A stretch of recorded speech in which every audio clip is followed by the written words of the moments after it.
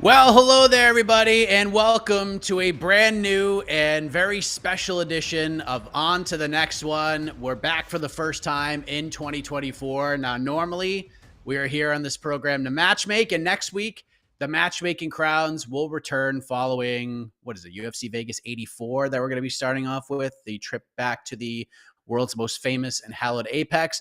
But today, ladies and gentlemen, it's one of my favorite shows of the year, the second part of our annual prediction series. Last week on the podcast network, we looked back at our predictions for 2023. Neither of us did very well. And now it's time for the 2024 predictions extravaganza.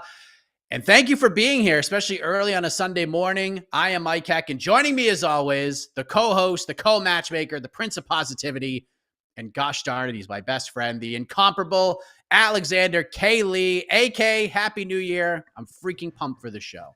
Happy New Year, everyone. It's me. It's me. It's 2024. We all made it, guys. We all made it to another exciting year of MMA-ing. We're already a week in. Gosh, where does the time go? I swear I was popping bottles and watching fireworks in the sky just yesterday, but here we go. We're already on our way. And my best friend, we have to look even further ahead. Apparently, that's our job today. We've done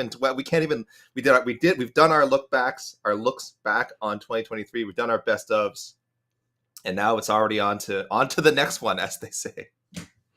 As I say, remember the taste in our mouths to start last year, how the first week, 8 days in the world of MMA had looked heading into the show. It was pretty rough. We were in a very dark place when we did this show last year. This year, nothing has really happened of note to this point. We're still waiting on a whole bunch of fight announcements. We're still waiting on how UFC 300 is going to look.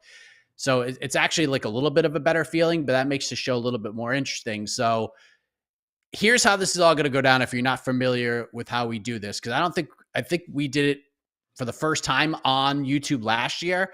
But throughout the year, and most notably, probably the last 6 or 7 weeks, we asked you, the On to the Next One listeners and viewers, for some compelling, some interesting questions, buy or sell questions. Now, I will admit, I have looked at a lot of these. I haven't studied them. I haven't done any deep dives into them.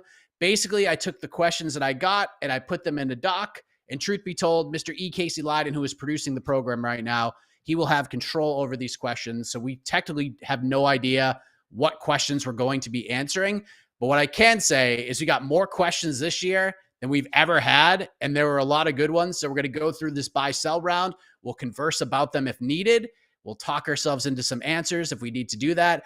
And that'll pretty much be the meat and potatoes of the show. And then in round 2, AK and I will make our predictions for who we believe will be UFC champions in each division at the end of the year. And then we're each going to make one bold prediction, somewhat out of the box, which I have to say, AK, these aren't as easy to do as they once were, because it's so hard to be super bold when literally anything seems to happen in this crazy sport of ours, and nothing would really surprise me at this point.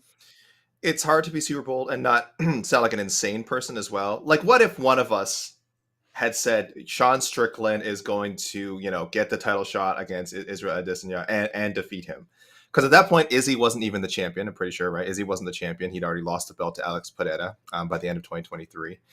And as we've gone over on many shows and many articles, Sean Strickland was pretty far removed from the title picture.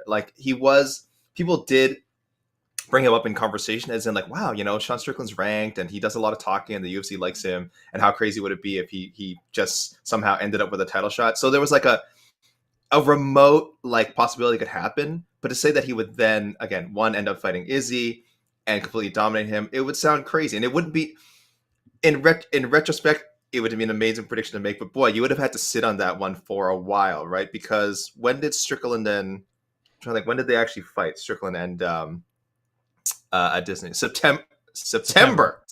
You for 9 months. For 9 months, you would have had people calling you the dumbest human being on the planet.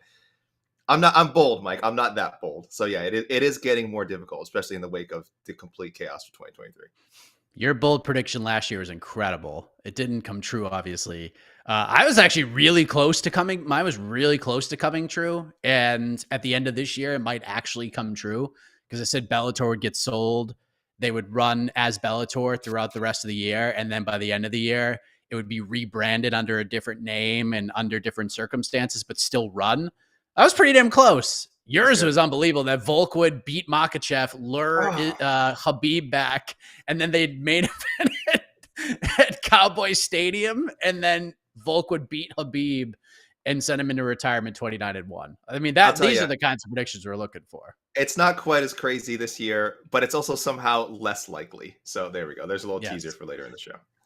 All right, well, let's get into this. It's time for the buy-sell question round, and we'll get through as many as we can. So, Casey, what is the first buy-sell question that we are going to attempt to predict and probably get wrong?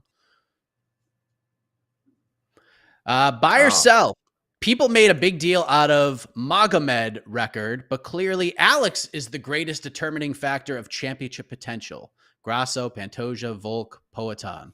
Buy or sell, Alex or Magomed will be in more than half of the UFC champion names at the end of the year.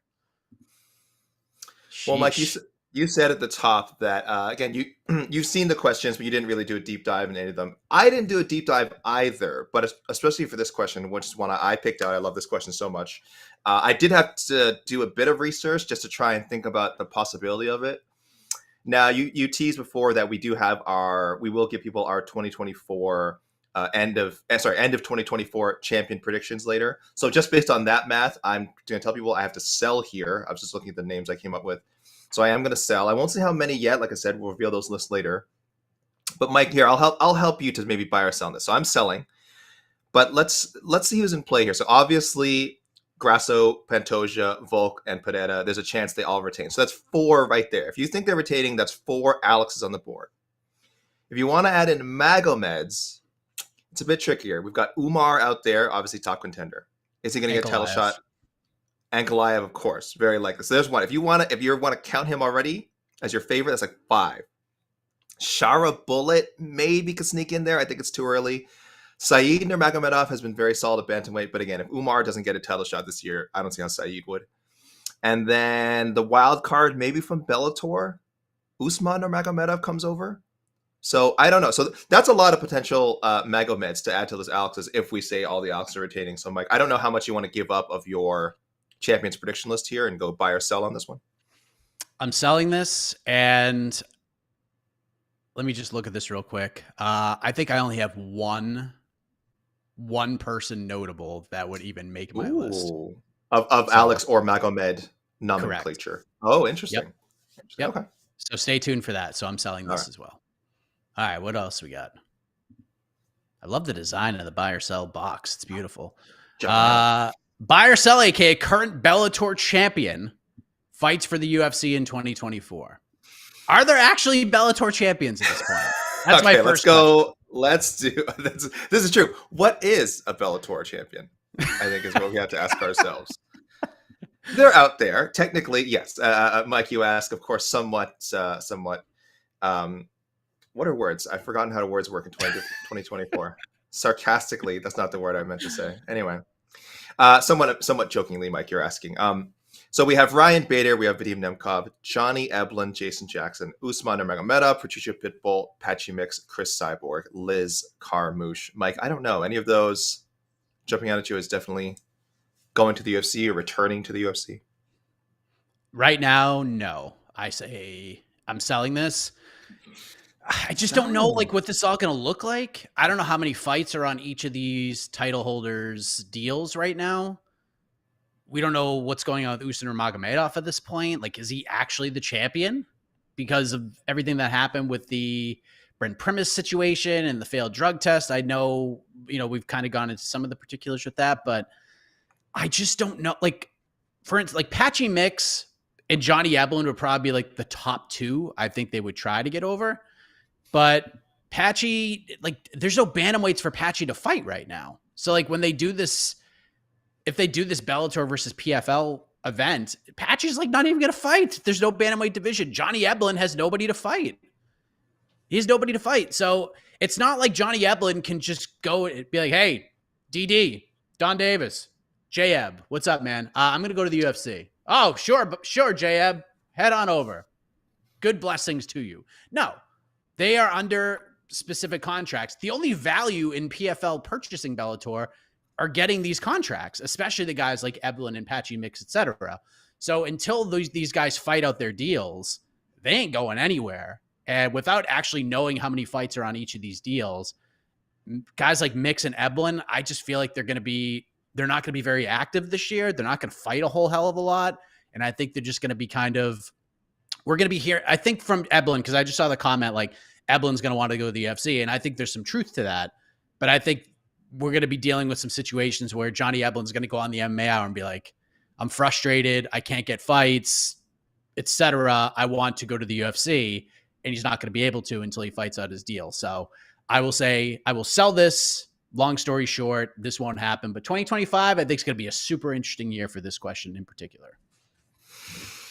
Facetious. That's the word I was thinking of before, Mike. You were being facetious. Guys, it's 2024. I'm older than you think. All right, I'm slow. All right, I'm facetious. Mike, I am going by. Ooh. I'm going by, and I'll tell you who it is. You brought up some good names. You're right. Eblen, of course, very much in the discussion. He's talked about wanting to fight in the UFC. Fans, I would argue, of all the current UFC champions, Bellator champions, excuse me. Probably Patchy Mix and Eblen. Yeah, so the two names you mentioned are the ones who fans are most interested in. Maybe Chris Cyborg coming back for, actually, I don't know who would she fight in the UFC at this point. Not Chris Cyborg, but Eblen and Mix. I think both are possible, but I actually think, who's more likely? I got a feeling this should have been, this is, again, like why one reason our bold predictions are so hard this year, because we're going to have plenty of bold answers to these questions, I think. Ryan Bader, I think, is coming back. I think Ryan Bader will end up back in the barrier to compete at heavyweight and light heavyweight, to contend, at heavyweight and light heavyweight is lower than bantamweight, some of the divisions we mentioned. So if Ryan Bader comes back and gets one win, he's like a top 10. I don't think he's playing at 205 again, but let's say he decided, you know what? I'm back in the UFC. I'm going to make one more run at 205 for whatever reason. One win at 205, he's top 10. Actually, heavyweight's the same way. He gets one good win at heavyweight, he's in the top 10. There's not a lot left for him to do in Bellator as well. I know we could say that about a lot of the other champions, but I think, especially for him, he's been around for so long. He's won titles in two divisions. I think he'd want to, if it's possible, come back and see if he has any negotiating power whatsoever, being a former two division Bellator champion, and that would matter to the UFC. And I think he'd want to, almost like a pro athlete retiring with like, oh, I signed a 1-day contract, maybe like with their hometown team or something, maybe like that, but less ceremonial. But just to say like, oh, I started with the UFC, I won the Ultimate Fighter, I was a top contender of the UFC, I won titles in Bellator, and now I'm coming home. Just to say I retired in the UFC. I think he would think about that if the money was right, most importantly. But I got a feeling I'm going. This is one of my bold predictions here. Bader's coming home.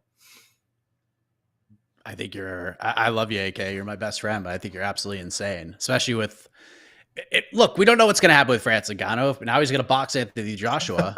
He can go, but he should just go and try to fight Francis. Like, it doesn't seem like he has any interest in going back to the UFC. I don't think he's getting interest whatsoever. I don't think he's getting the Francis fight. That's the thing. He should try. I don't think he's getting that. Well, we'll see. If this happens, this will be a tremendous pick from you, AK. This will be outstanding. Coming home. All right. Next question. Buy or sell, Jake Paul makes his MMA debut in 2024, or at least has his first MMA fight announced with a date and opponent for 2025 before the year is over. Ooh. This is interesting. Want me to go first on this one?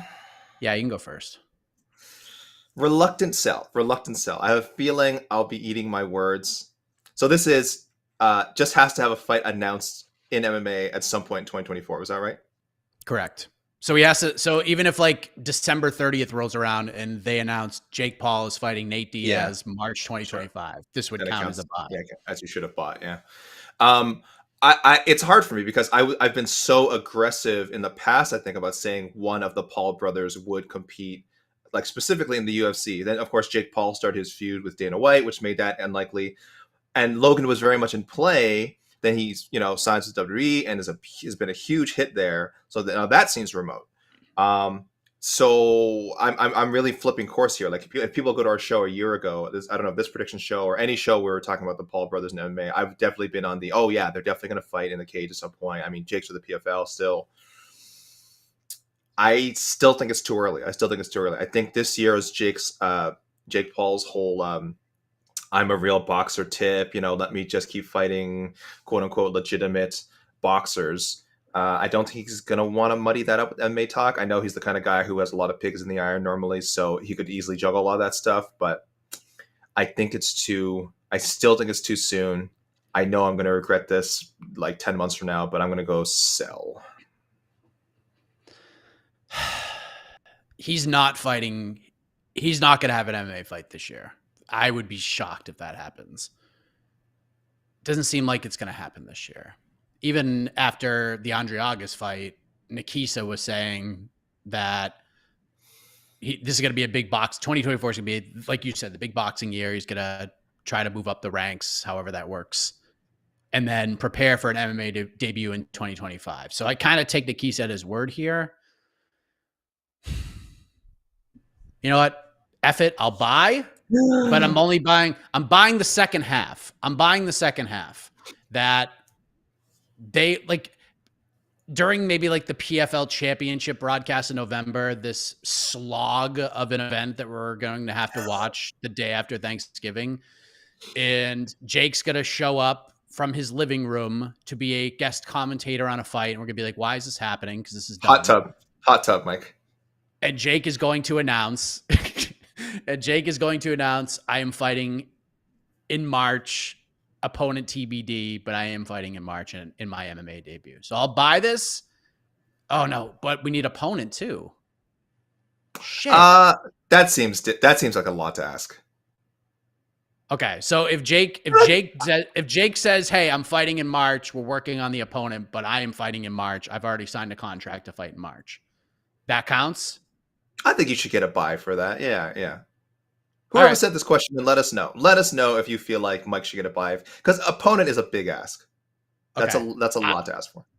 I'll buy if just the intent is there and there's a graphic of some kind. Jake Paul MMA debut in March 2025. But they don't name an opponent. Like right now, he's got a boxing match book, but we don't even know who he's boxing yet. So right. There you go. So I'll buy this if that's the case. There you go. Next question.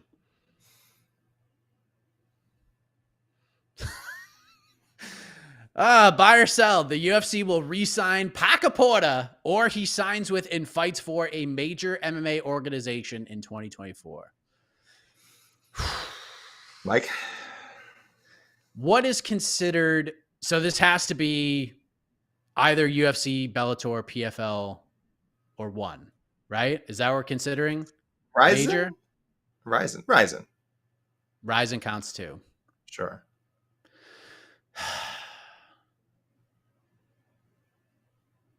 Oh, KSW would also count. KSW, but I think KSW is a long shot. But I mean, yes, that'd be amazing. Exactly. If Parker Porter signed KSW to fight like Puds, would a BKFC or like a Gamebred count? I don't think either. I don't consider Gamebred MMA to be major, and BKFC. I mean, specifically, this says MMA. The question we're looking at does specifically say MMA, so BKFC, we love it, is not MMA, so I won't. But Gamebred is bare knuckle MMA. It is, but I don't consider it major. It does. Gamebred bare knuckle does not have the 8 major thing for me. Well, the answer should be unequivocally buy, because every organization should be on the phone with the greatest heavyweight of all time, a man who has already shared the cage with John Jones. And if I'm PFL, if you need an opponent for Francis Ngannou, Parker's the guy, because he's fought John Jones, and Francis will never fight John Jones. So Parker can shove that in his face for the whole build. But unfortunately, I'm going to sell this, and it hurts my soul that I'm going to sell this. But I hope I'm wrong. I've never hoped I'm wrong more in my... You know what? I'm buying it. I'm buying it just because I put positive juju. I'm buying it. Parker Porter back at the UFC. I'll buy it, but this is just for positive juju. Were you picking sell because you think he's going to do BKFC? I don't know. I don't know if PFL I mean, maybe PFL brings him in. I don't know. Maybe he sticks around with, maybe he just does the CES thing. I don't know. But maybe he does the bare knuckle MMA thing. I don't know. There's money to be had there right now, and they're trying to build something. I mean, they're trying to fill an NBA stadium for their March card. So, I mean, who better to put butts in seats than Parker Porter? But, is this going to be like a Chase Sherman-ish story where a heavyweight apexy bout needs filling and they call the GOAT to come through? Just I'm gonna buy because I want to see good things happen to Parker Porter. So positive juju, let's go. I'm surprised you're even so cautious with it. This is an easy buy for me. This is like an easy buy. I think PFL heavyweight division, a very natural fit for him. As you just suggested, he's probably not far down the call list for UFC fight nights still. Again, I can't remember if it was a release or his contract running out. Either way, it was a release. It was a release. Either way, I don't think he's far off from getting his way back. It's not that difficult to get like highlight reel heavyweight wins on the regional scene. So I could expect him to pop up on Missed Fist sometime soon, him just walloping some dude. And then getting that call back as a short notice opponent, or even just to take someone on from the Contender Series, or there's a lot of ways to get his foot back in the UFC. I don't see why the PFL wouldn't be interested in him. I think this was an easy buy for me. I think you will see Parker Porter's name back in on the marquee, a recognizable marquee soon enough. I know it's heavyweight, and the heavyweight prime age is so much different than the other weight classes. But man, I wish we were talking about a guy who was 34 about to turn 35, and not a guy who's 38 about to turn 39. That's the big pause here. Mm-hmm. But come on, let's do it. Get on the horn, and let's make this happen. There's a reason Parker Porter is the only fighter to appear on the watch party twice. There's a reason for that, and we're gonna make sure that happens more than once in 2024 as well. So let's go. Get on the horn and put this man under contract. Ooh, buy or sell. Alex Pereira will fight for the UFC heavyweight title. So before we answer this question, because as you know, AK, heavyweight is weird. It's very strange. We have two champions right now. We have John Jones, who is the heavyweight champion, and we have Tom Aspinall, who's the interim heavyweight champion. And I have a feeling that both of those titles will be defended this year at some point in 2024. So does this question mean that Pereira is going to fight for the undisputed heavyweight title? Or could this, if you bought this and he fought, let's just say Tom Aspinall for the interim heavyweight title, would that count as a buy? I'm going to sell on both anyway, Mike. First of all, we only have one heavyweight champion. His name is Tom Aspinall. I don't recognize that. As Jed would say, you can't be a coward and be the UFC champion. You can't. And John Jones is scared. John Jones is scared of Tom Aspinall. Since we all accept that as fact, how can we call him a legitimate heavyweight title holder of any kind? So we have one heavyweight champion. It is Tom Aspinall. But whether it's Alex Pereira versus John Jones, or Alex Pereira versus Tom Aspinall, or I don't know, Stephen Miocic down I have no idea. That would be hilarious. I don't think that happens this year. He has enough to do at 205, I think, right? I mean, we have been saying, I still think somewhere down the line, Izzy comes back this year, and if Alex Pereira is the champion, that's the trilogy bout. The trilogy bout at 205, it just makes so much sense for everyone. I still think that's possible. The Jamal Hill fight, of course, is out there. We'll see what happens with Rakic and Blachowicz. I wouldn't mind a Yuri rematch down the road if Yuri can get a big win this year, one or two big wins, maybe only one, maybe one big win. 205 has options. That's the one thing. It is very intriguing, the idea of Alex Pereira just bulking up a little bit and going for that 3-division status that pretty much no one has done. I just don't see it happening in 2024. He's staying at light heavyweight. I'm selling this too, but it's just one of those situations where could they pull out like a Volk Makachev type situation here where the timing actually isn't bad. Like if you're going to do this within the next 2 or 3 months, like you could do it.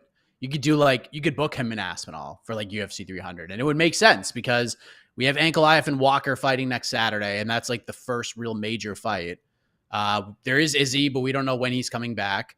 Jamal Hill will get a shot when he's ready to come back, but dude, an Achilles injury sucks, and he's going to be out for a hot minute. So I would say if he comes back July, August, that'd be like the best case scenario. And I'm excited to see Jamal Hill fight Alex Pereira. It's one of the fights I'm really looking forward to seeing. So if you're going to do something like that, now's the time to do it while we're still trying to get the pieces in place. Like Yuri's fighting Rakic at 300. So we have things that need to go down. And if Magomed Ankalaev goes out there and beats Johnny Walker in a boring fight next Saturday, which is a very realistic thing, then Alex just has to kind of wait. And do you want to bench him for even longer while we wait for like a legit guy, not legit, but like a compelling option for him to defend his title against?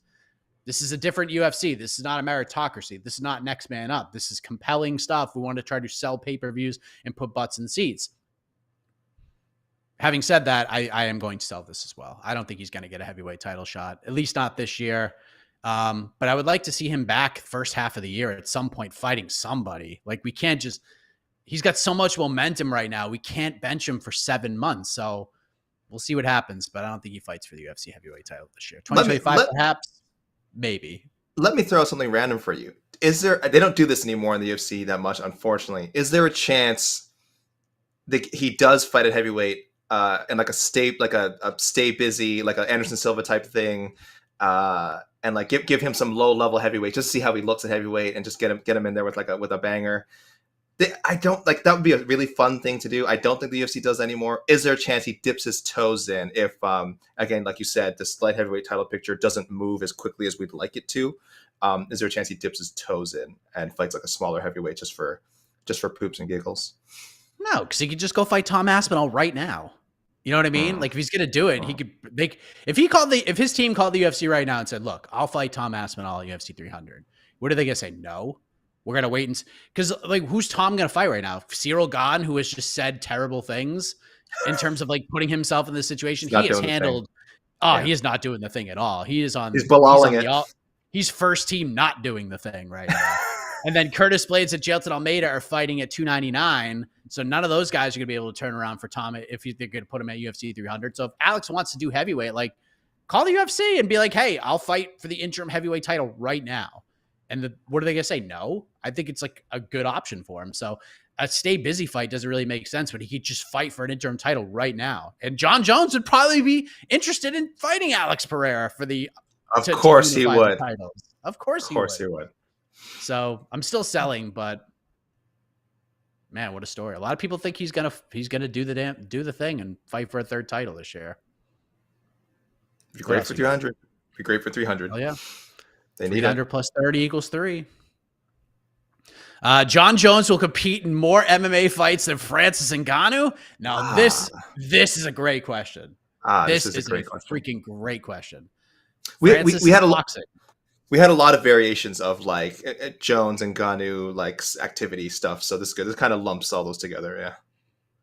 So buy or sell that John Jones will compete in more MMA fights than Francis Ngannou. Okay. So I'm going to go sell.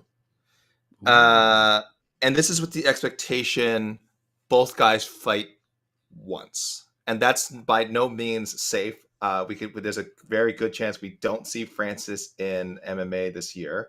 He's getting the friggin' Anthony Joshua fight. It feels like his boxing career is soaring. So with apologies to the PFL, excuse me, guys, unless the PFL can manage to get him a boxing match under the PFL banner somehow, which is what they should really be working towards because that's really what he wants to do right now. He might not compete in MMA at all. But I think John Jones will. I do think we finally get John Jones back in there. Once he heals up, gets whatever fight. Gets the Stipe fight, gets the Aspinall fight, whatever fight he wants. Alex Pereira, I don't know. So, did I say sell or buy, Mike? Oh, I said sell. I said selling. Sorry. John Jones will compete more. Okay, so I don't think John Jones competes more than one. So I think we're getting one.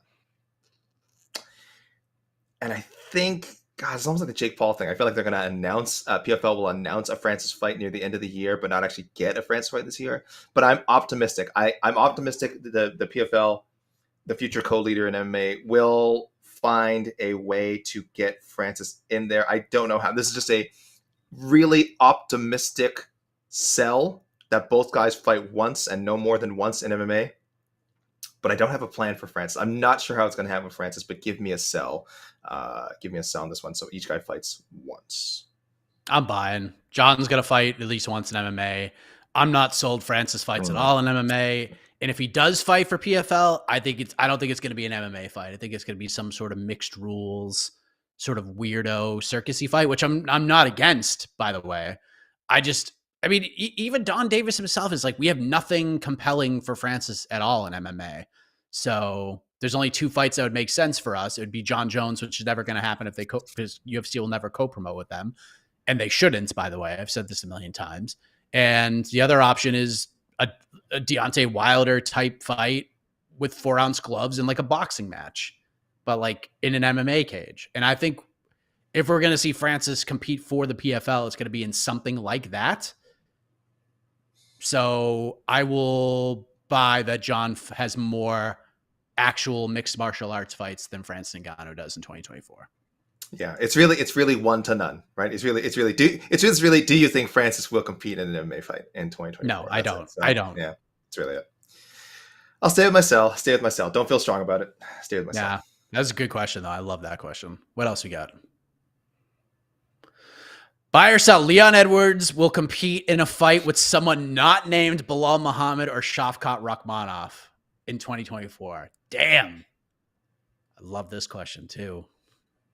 There's so many ways this could go. There really is. Mike, you go first. This is tough, man. Because like without knowing what Leon, so let's say we take Leon at his word. And he fights at 300. So that's April. He did fight in March last year, but then didn't fight again till December. Man, this is tough.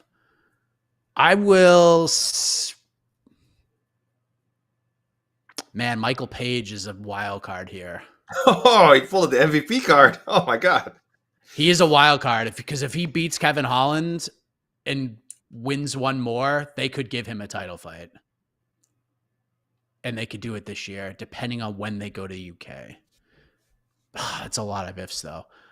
Normally, I'm gonna sell. I think he fights Bilal, beats Bilal, and then fights Shavkat. And as you'll hear in my predictions, you will see how that fight will go. So he will fight twice. He will fight both of these guys, and that's it.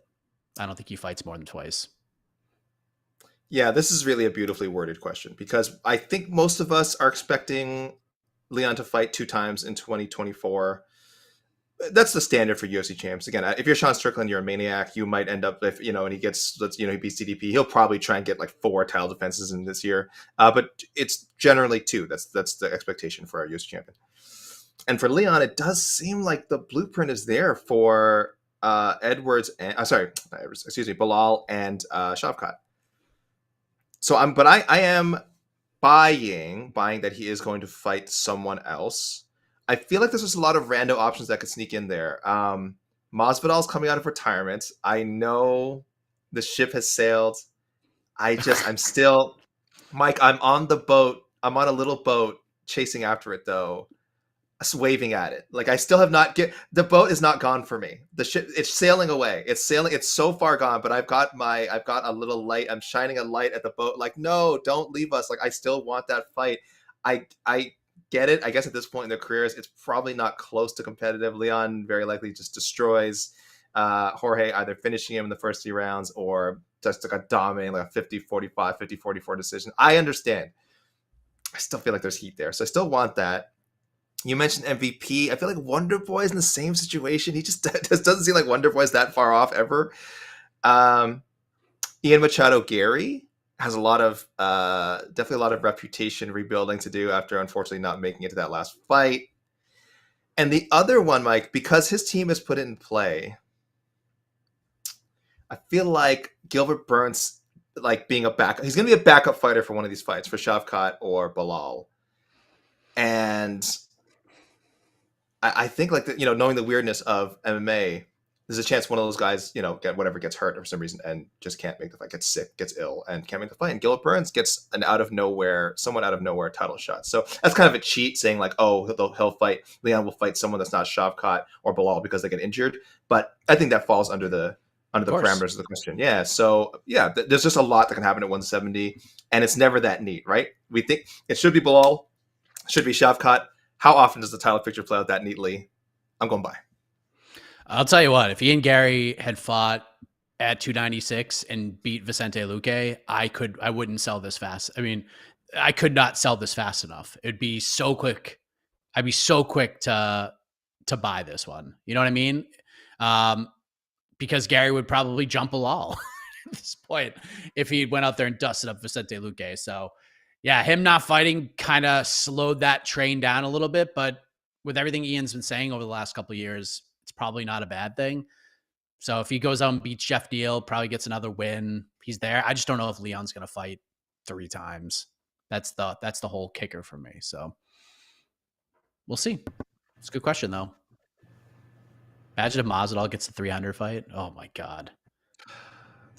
It would do better on pay-per-view than Leon Bilal. I can tell you that right now. Of course it would. But I don't know if Masvidal's fighting in MMA. Buy or sell? Oh, it's one of these. Ooh, big list. Okay. All right, buy or sell. At least one of these former champions will either be booked in a title fight or have won a title back in 2024. So we need just one of these names has to at least fight for a title. Dominic Cruz, Cody Garbrandt, Conor McGregor, RDA, Usman, Jan Blachowicz, Cyril Gane, Jessica Andrade, Rose Namajunas. So one of these fighters will get at least get a title fight in 2024. That's so many names. It feels like it has to be a buy, right? It feels like there's just a chance. Like with math, this much. Hashtag. I don't even need to break out the MMA fighting calculator for this because what's like a 10? Was there name like 8, 9 names there, and one of them just based on name value, like falling like Bass Ackwards into a title shot. If there was Vegas odds, buy would be like what minus. I think on this would be like minus 200, like 300 or something on this, right? It's just there's so many names, but I feel like we should have been getting odds on this one, Mike. I feel like let me think upon this. I don't know. Do you have an answer? Do you have a buy or sell?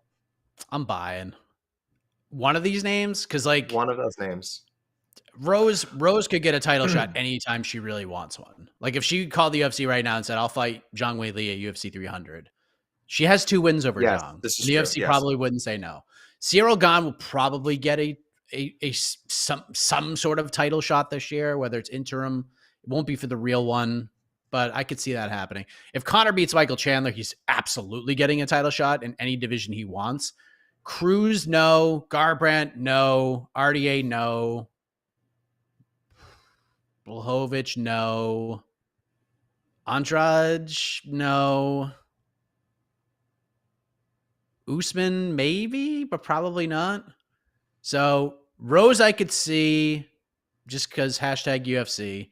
Gane, I could see just because of the landscape of the division. And if Conor beats Michael Chandler, he's absolutely getting a title shot if he wants one. So out of all these names, I could see 2 or 3 possibly getting one. And at that point, that's enough for me to buy.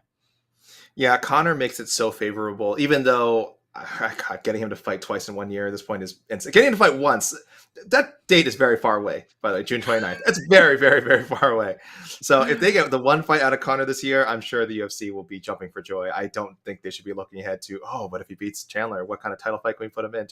Let's just worry about the 29th. Yeah, but I think, Mike, we're agreeing. It's the sheer volume of names given, the name power, how easy it would be for some of these fighters to just dial up a title shot.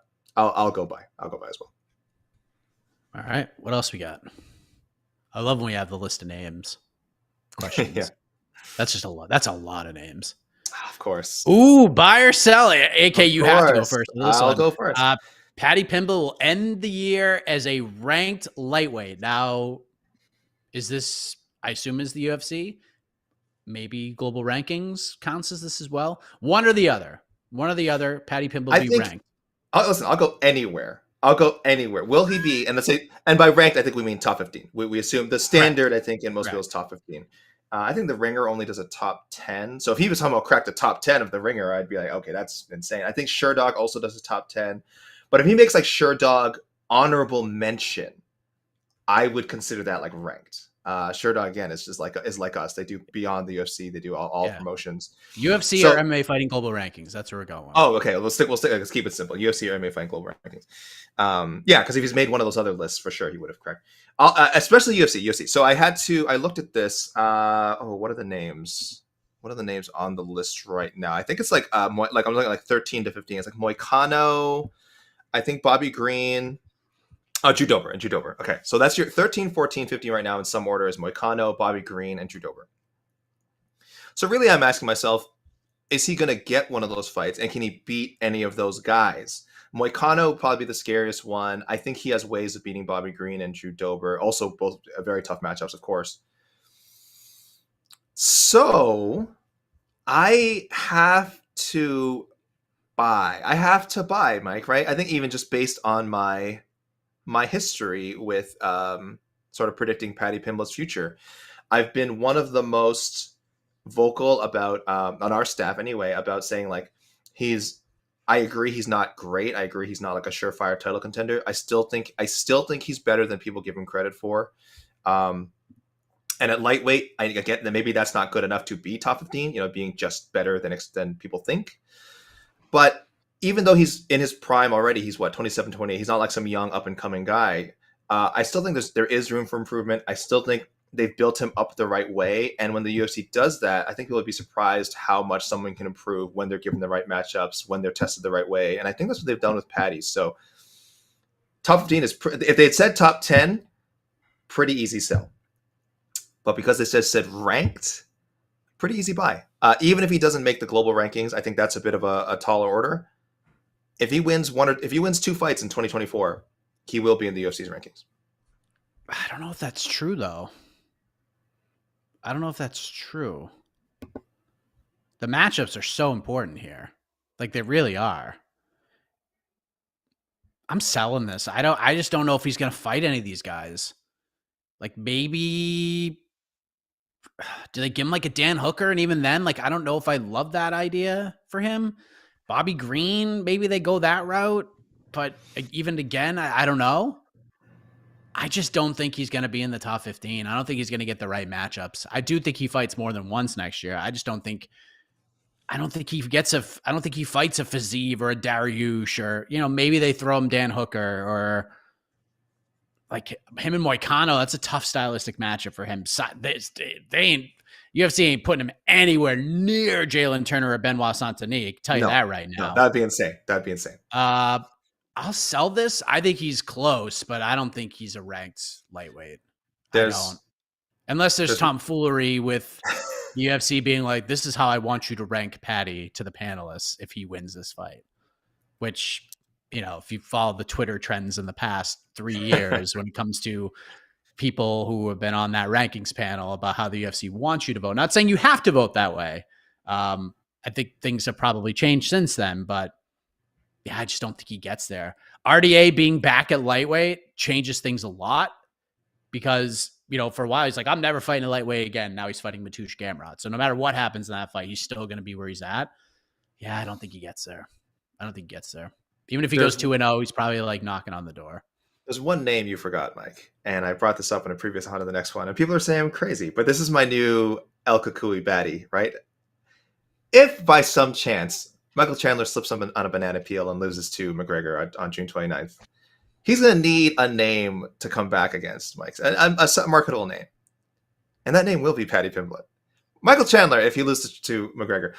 There's also a chance, if McGregor doesn't make that fight, and they need a replacement for June 29th, that Paddy the Baddie gets the call to fight Michael Chandler. I am manifesting this fight. Now, the one problem with, as confident as I am this fight will happen in 2024, there is the fact that he would have to beat Michael Chandler to earn his ranking. And that I have no idea how he would possibly do. But since we're going crazy with it, let's go all the way. And I say that is one other way for him to get a ranking. Sheesh. Not necessarily beating the 13, 14, 15 guy, somehow jumping over all of them and getting some Michael Chandler fight. And I don't know how, pulling off a win against Iron Mike. So yeah, I'm standing by. I'm standing by my buy. I think there's ways he can get into that top 15. There's ways. Yeah. There's definitely ways. I don't know. I just don't know if he's going to get the right fights. But we'll see. Next question.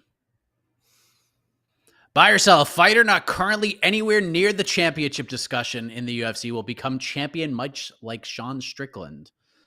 How do we define this, AK? Again, we had like an internal discussion about this on Slack a while ago. Like, what counts as unlikely as Strickland's run? Because we just never seen anything like that before, where he ended 2022 on a loss, right? He ended 22 with a loss to Jared Cannonier, I think, right? I'm not crazy, right? That's the thing that happened. Yeah, he lost his last two fights in 2022. Right, and then makes a quick turnaround and then wins his first two fights of 2023 and then gets a title fight. So it would have to be someone who's ideally coming off some sort of loss, especially a loss where – and the Cannonier fight wasn't bad. If people can go back and watch the Cannonier fight. I thought a clear win for Cannonier, but it was a competitive fight. It wasn't like Cannonier just like washed him for 5 rounds. It was like, yeah, I'm sure there's a case in there to be made for a Strickland win. Again, I scored it for Cannonier, but I get it. So, but either way, a loss against a ranked guy that I thought at the time kind of put a ceiling on him. Now I'm trying to think, is there a comparison? Is there anyone who suffered a notable loss near the end of 2023? I mean, look, you're saying you said earlier that Gilbert Burns could find himself in a title fight, who is coming off a loss against Bilal Muhammad, a pretty one-sided loss. So the other Gilbert's a great shot, but the other factor to the Strickland like craziness was that he had not fought for a title before. He had not been really he had never even been one win away from a title shot. I don't know, maybe we can argue if he had beaten Pereira, but I don't think that's I think that like when he fought Pereira, there was a thought that bout was made to push Pereira towards a title shot, not necessarily put Strickland towards a title shot. So I know that sounds weird. I know we can look back and say, well, obviously if he'd beaten Pereira, he would have gotten a title shot instead. And I don't think that's actually how it would have worked. So Burns has been a top 5 guy forever. He at least has previously fought for the title. So he's somewhat more believable than Strickland. It's really hard. I think we couldn't come up with a really strong name, which again speaks to how rare Strickland's path was. So I think I have to sell, if only because I cannot come up with a name that can match that. And again, the problem is, Mike, if something happens, we do have some unlikely champion. There's certainly comparisons that we made to Strickland. So I don't even know how we evaluate as a successful buy or sell by the end of the year. But we'll revisit it and probably have this discussion again. But I'll go sell just because I cannot think of a name. I mean, I guess I have to sell based on the definition that you just provided. I mean, look, like if Kevin Holland wins the title in 2023, then that would count, right? Because he's coming off of a loss to Jack Della Maddalena. And he's similar to Strickland in being like a name has been ranked, is somewhere in the rankings, like maybe not top 10, but certainly hovering around. And middleweight, he was top 10 for sure. And also very active. That's the other key. Very, very active company man, and someone who fans like. That's actually really good. That's a really good pick. Do you want to change to a buy, Mike? That's a really good pick. No, because you don't think he would be a good guy. Yeah, that's a really good pick. We're all kind of pushing for Bobby Green to maybe be that guy heading into this year, but then he got Jalen Turner, and that did not work out very well. So, God, would Beneil Dariush count? Again, a guy who's like consistently higher ranked, but also certainly would fit I feel like we've all given up on him getting a title shot, right? Yeah. So that sense, that's pretty similar to Strickland, and in a different way. Strickland's more like we never thought he'd get a title shot. Dariush is like, oh gosh, he was so close, and we all thought he deserved it, and now we're all really, really confident. It's anywhere. Okay. So. Oh, near. Okay. Oh no, but they have to become champion. Okay. Never mind. So I'll sell this. If it was getting a title shot, I might have a different answer. Yeah. But yeah, I'm selling this. To become champion, I'm selling. Yeah, I think I know we're being a bit boring with this one. Be ready to throw this one in our faces again when Kevin Holland becomes champion, or Beneil, or I'm trying to think some other crazy name. Paige definitely could. Bryce But Mitchell. I Imagine wouldn't Bryce put him in the Mitchell. Sean Strickland thing. Oh, God, Bryce Bryce Mitchell Mitchell would be a really good one. just coming back from the dead and just Yes. becoming UFC. Gosh, I don't know what 2024 is going to give us. I'm still reeling from 2023. I know I said we're moving on to 2024. Now, just every time we talk about 2023, everything flashes in my mind. And I'm just reeling. What a year. Yeah. I want to jump in real quick. Okay. Would Buena Silva, would she already be the Sean Strickland this year if she wins? Was she in any sort of discussion at the end of 2022? No, Casey, because she's already the uncrowned bantamweight champion in my mind. So she has already won the UFC title, removing her from this discussion. She is the UFC women's bantamweight champion. Yeah. All right. And she's fighting. she's fighting for the belt in 12 days. Right, it would have to be not scheduled. Yeah, something not scheduled. But she is an unlikely I'm saying, story. is she kind of a Sean? Is she the closest thing we have to I guess a Sean Strickland, in the sense that a year ago there was no discussion of her actually having a title belt? Yeah, she had an insane rise, and I remember I was not in the country, I think, when that card happened, and I remember I was just like, oh, Mayra Silva, Holly Holmes, the 30-27. That was what I had in my mind, and when I came back and like caught up with the news, I'm like, whoa, Mayra Silva, holy crap, someone finally like definitively beat Holly Holm. Whatever, it's a no contest, I don't care. In that sense, at the beginning of the year, I did not think we'd be talking about Mayra Silva in any meaningful way at all. And I like her. She's a very good fighter. I just didn't think we'd be saying like, oh, she's about to become a UFC champion. Wild. Buy or sell, the UFC will lose their antitrust lawsuit, and business as we know it will have to change forever. I think they will. I don't know, man. I think define lose. Does lose count as if they settle? If they settle before, if it doesn't go to trial or whatever. I'm bad with law, guys. If the UFC does the thing where they pay the people money and make it go away, that's not a lose, right? This is assuming. I think it has to go to some sort of trial. Yeah. Okay. God. I mean, look, it's not looking good for the UFC. But even if they lose, I don't know if business changes forever. Now, there is a world where it could. I think for it to change forever in any meaningful way, it will have to go to trial. If they settle, I mean, at least just based on my limited knowledge of the legal space, if they just settle and pay the ex-fighters and everybody involved as in the plaintiff spot a whole bunch of money, then business won't change. They'll just lose a bunch of money like the NFL just did not that long ago. And even if they, from a financial standpoint, you look at all the money the UFC could possibly lose here, and it seems like a lot, it's not going to really affect them financially. Like it will for a little while, but it's also something that if you look at the NFL lawsuit that they lost against ex-players, NFL gets to pay this over, I mean, decades, just bits and pieces every year. Overall and over and over. So I really think this will be similar. I'm going to sell this for this reason, that the UFC and their crack legal team, they're going to do everything in their power to delay the shit out of this thing. And they're going to push this, they're going to kick this can down the road for as long as they can.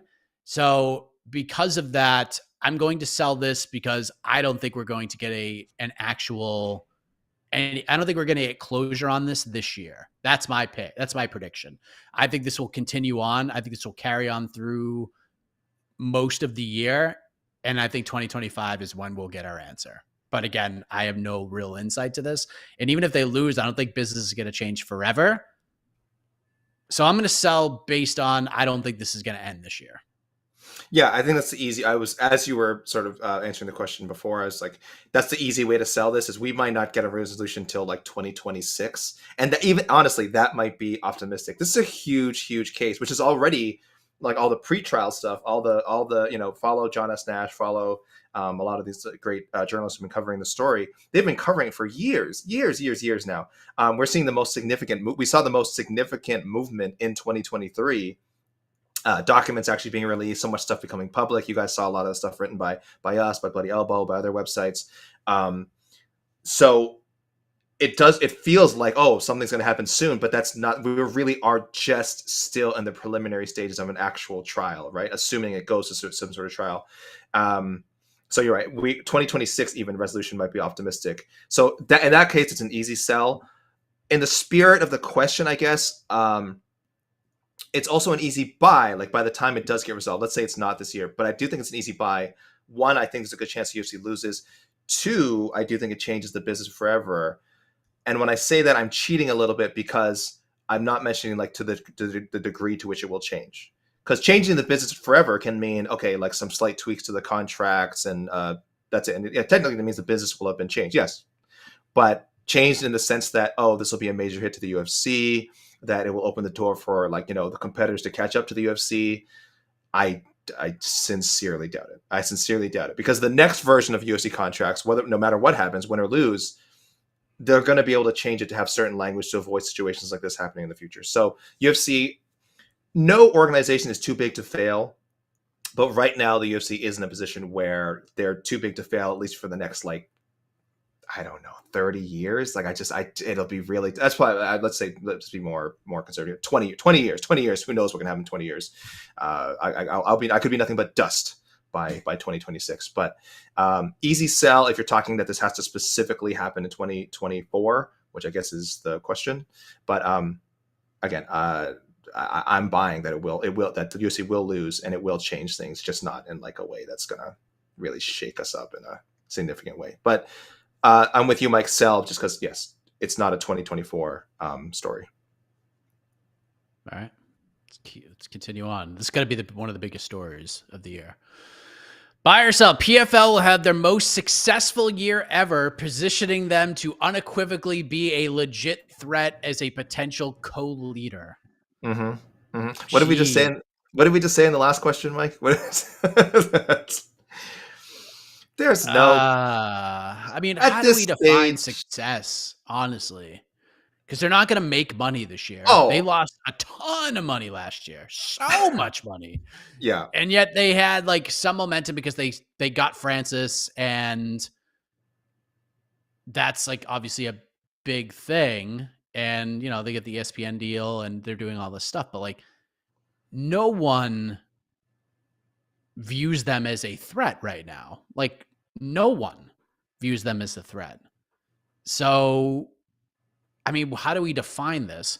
I guess what I'll just say is I'm going to sell this. This will not be the most successful year they've had because they're going to put on a couple of pay-per-views that are probably going to bomb, and that will not be all that compelling. I think they'll have some ideas that may seem compelling in a future sense, but then in reality, when it happens, I don't think 2022 to me was like their best year ever.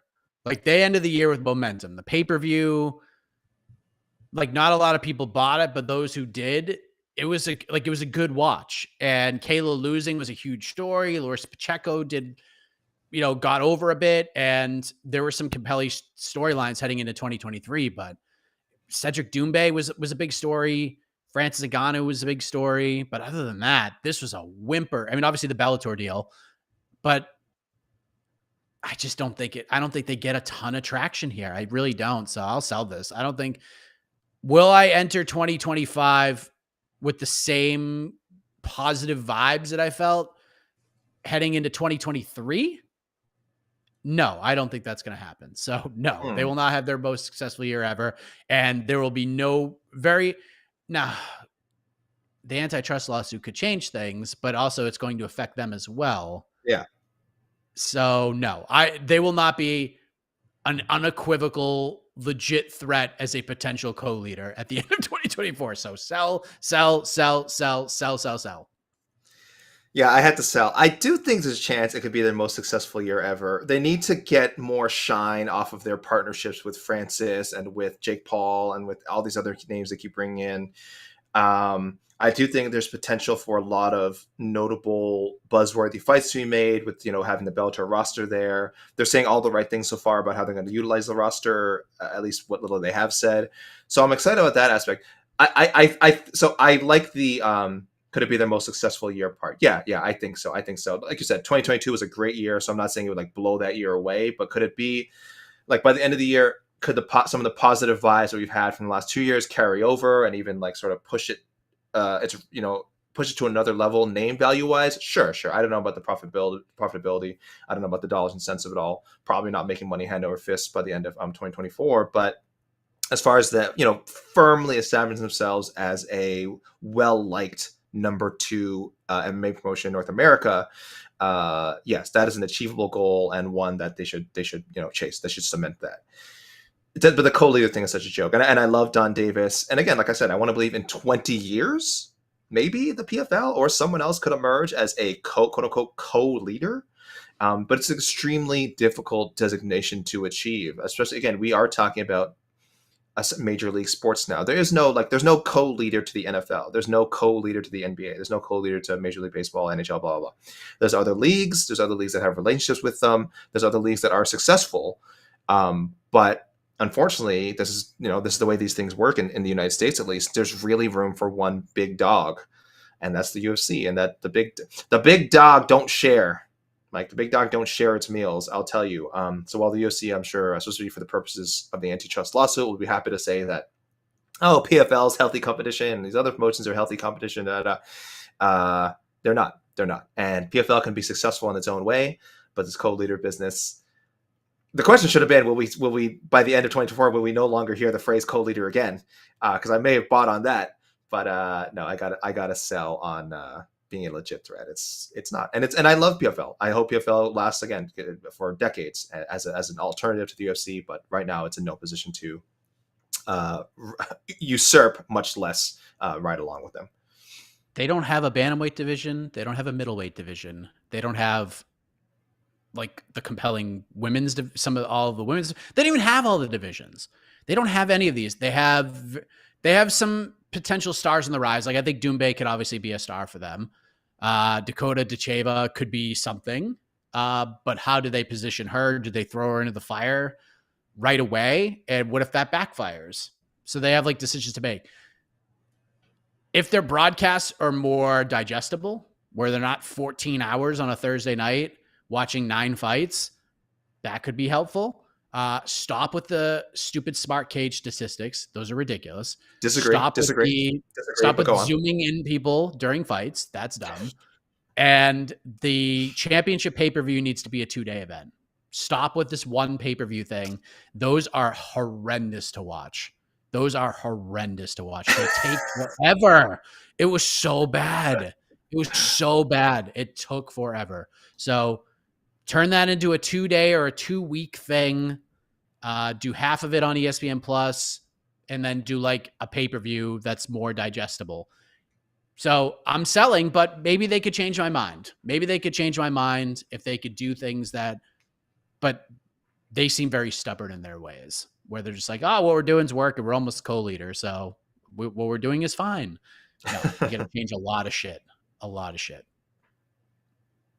What else we got? Buy or sell. The UFC makes any meaningful change to tough that makes it seem different than the same thing they've been doing for 20 years. AK, this is your lane, but I'm just going to say sell. Casey, this show is the same as it's always been. It has not changed one iota, and it will not change one iota. Casey, I thought we took this question out. I took this question out of the rotation. How dare you put a also fighter related question? I know we all had a great time with Tough Hang. Casey, you, me, Connor Burks. What a magical time that was in our lives. But even I have to admit, yes, it's an easy sell, Mike. They're not going to do anything new with the show. They're going to try and, at best, again, try to get some sort of provocative coaches in there to really say, like, ooh, it's like we're bringing the edge back to the Ultimate Fighter. But yeah, they've had no reason to. I think they see it as a really cheap show to produce that is just more content for ESPN Plus right now. The one thing is, Mike, we don't know where the UFCs will land in 2025, right? The broadcasting rights, they are shopping them around. It could be back on ESPN. Obviously, I imagine ESPN is a front runner to just re-up with the UFC. There's a chance they go to another network, some other sort of network, or, multiple streaming networks. Service, multiple networks, right? And who knows? Perhaps one of these networks will ask them, hey, we want to do something different. Some enterprising young man at one of these networks is a huge Ultimate Fighter fan like myself and says, I have some ideas about how we can spruce up the Ultimate Fighter. Put me on as a producer and let's turn this show into a product that fits our brand more strongly. So there's a chance that happens, but this year or next year, like with the next edition of the Ultimate Fighter, I doubt it. Again, and we won't know until 2025. Oh, sorry, we'll know this year, but it won't be until 2025 that if they do another season of the Ultimate Fighter, I know there's one coming up. Sorry, that there will be an ultimate season of the Ultimate Fighter and an ultimate season. God, I gotta stop talking about this show. A season of the Ultimate Fighter that's not on ESPN. The next one will be on ESPN Plus, and then after that, we'll see. So we laugh, Mike, and it's probably it is an easy sell this year, but I think we need to revisit this in 2025. Let's see if they're not on ESPN anymore, and if there's a new channel or streaming service that might come up with something different. Spoiler alert, you could ask me this question in 2025, 2029, 2034, and I will sell this every single time. There are some things the UFC will be willing to do business in regards to. This is not one of them. This is his baby. This is Dana's baby. He ain't budging. And let's be clear, they have all the leverage in the world right now. So, yeah, this shit ain't changing. Basketball jerseys till the end of time. What else we got? Ooh, at least one of these names will announce their retirement in 2024. Dustin Poirier, Justin Gaethje, Michael Chandler. Holy moly. Mike, this was actually like a really easy sell for me. I don't think any of Really? these guys are done yet. Yeah, I know. I guess Poirier feels like the closest. He is in the super, super, super, super picky stage of his fighting career where it feels like he doesn't need to fight. He only, gets back into, I mean, he's in camp he's training all the time, but, gets into serious fight camp when he has a name that's lined up that he feels like can either, whatever, sell pay-per-views or, get, widespread attention. It's a style matchup that he likes, an entertaining fight. So Poirier is probably the closest. I get it. I just still feel like all three guys have more money to make in MMA. It's a good, again, really well-phrased question, by the way, whoever sent that in, to say just pick one of those names. But I don't think Chandler does. He'll be hotter than ever after he KOs, McGregor in 45 seconds and then fights Paddy Pimblett. Gaethje, I know it feels like, okay, he's going to get one more title shot, and then if he loses that, he'll probably walk away. But I don't think I think even if he gets a title shot and loses, I still think there's a few more fun fights that he would want a piece of, and the UFC can at least sell him on and pay him properly for. So Dustin's the closest. So it's not an aggressive sell here, Mike, but I'm going sell. I think we will see all these men fight again at least one more time in 2025. Chandler is not going to. Poirier is interesting. Gaethje's really interesting. Because I mean, since like 2016, we've been waiting for Gaethje to be like, all right, this is my last one.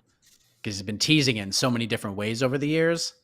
He's like, I need like 3 more wars and then I'm done. And then we see him go through all these battles, but he's only considered like one of these fights a war, which he's just that insane. It's just Gaethje's the one that gets me, because if he ends up fighting Islam Makhachev next and loses, I mean, what else? There may be like another fun fight for him. Like maybe he tries to get the Conor fight, but even at that point, like if Conor loses to Michael Chandler, I don't think he's going to go fight Justin Gaethje. And maybe he does like a Max Holloway fight just for like one more like fun one. And that could also happen this year. God, one of those 3 names. I'll sell. This is one of those questions where it's like, it could be next year. So I'll sell this, but I'm not confident at all. Because I could see Gaethje losing. Like if Gaethje loses to Makhachev, I could definitely see a world where he's like, all right, this is fun, everybody. I'm gonna get out of here and play some golf. Do we count it as like a buy? Will you change to a buy if we count, say, Gaethje loses to Makhachev and like leaves his gloves in, but leaves his gloves in the cage, but doesn't say retirement and sort of does the, I'm waiting to see what's next. I haven't made it. Do we count that? Do we just need to see the gloves in the cage? Also, Mike, what if near the end of 2024, and fighters rarely do this, what if they said that 2025 will be my last year? Does that count as announcing a retirement? Yes, but I Yeah. don't see either of these guys saying that. Okay. So even with those expanded parameters, you're with me, holding on to that to like a sell. Because even like Paul Felder after the Dan Hooker fight was like, I got to go home and spend time with my kids. And we're like, oh, yeah, he's retired. That was his final fight. And then he fights RDA. And we're like, okay, that was his final fight. And then it took like a year and a half later while he's commentating on a broadcast at the Apex that he's retiring. So I'll sell this. Yeah, I'll sell it. But You again, sound I'm not very reluctant. confident. A little bit. I feel like you're gonna regret this one. I won't Yeah. regret it because I feel very strongly. But you've made a very good case why there will be at least one, and then still went sell. That's a very AK thing to do. Because Poirier's a good guess. He's basically said, I need fights that get me excited. And right now, like, he wants to fight at UFC 300, but like, what is actually available to him right now? Like, what is realistic for him? You know what I mean? Mm-hmm. Like, if they go with Islam versus Oliveira, like, they will probably pair Dustin up with Sarukian. Is that one that's going to get him all excited? I mean, maybe it's like the best fight he can get without a title shot. Does he fight Colby? Who does he fight that like gets him excited? So I don't know. I just don't know. I think time is running out in regards to Poirier getting like these big fights that he thinks he can get right now, especially with this division moving forward the way that it is. So we'll see, but I'll sell it. And again, I'm not very confident. We'll take like one or two more and then we'll move on to round 2.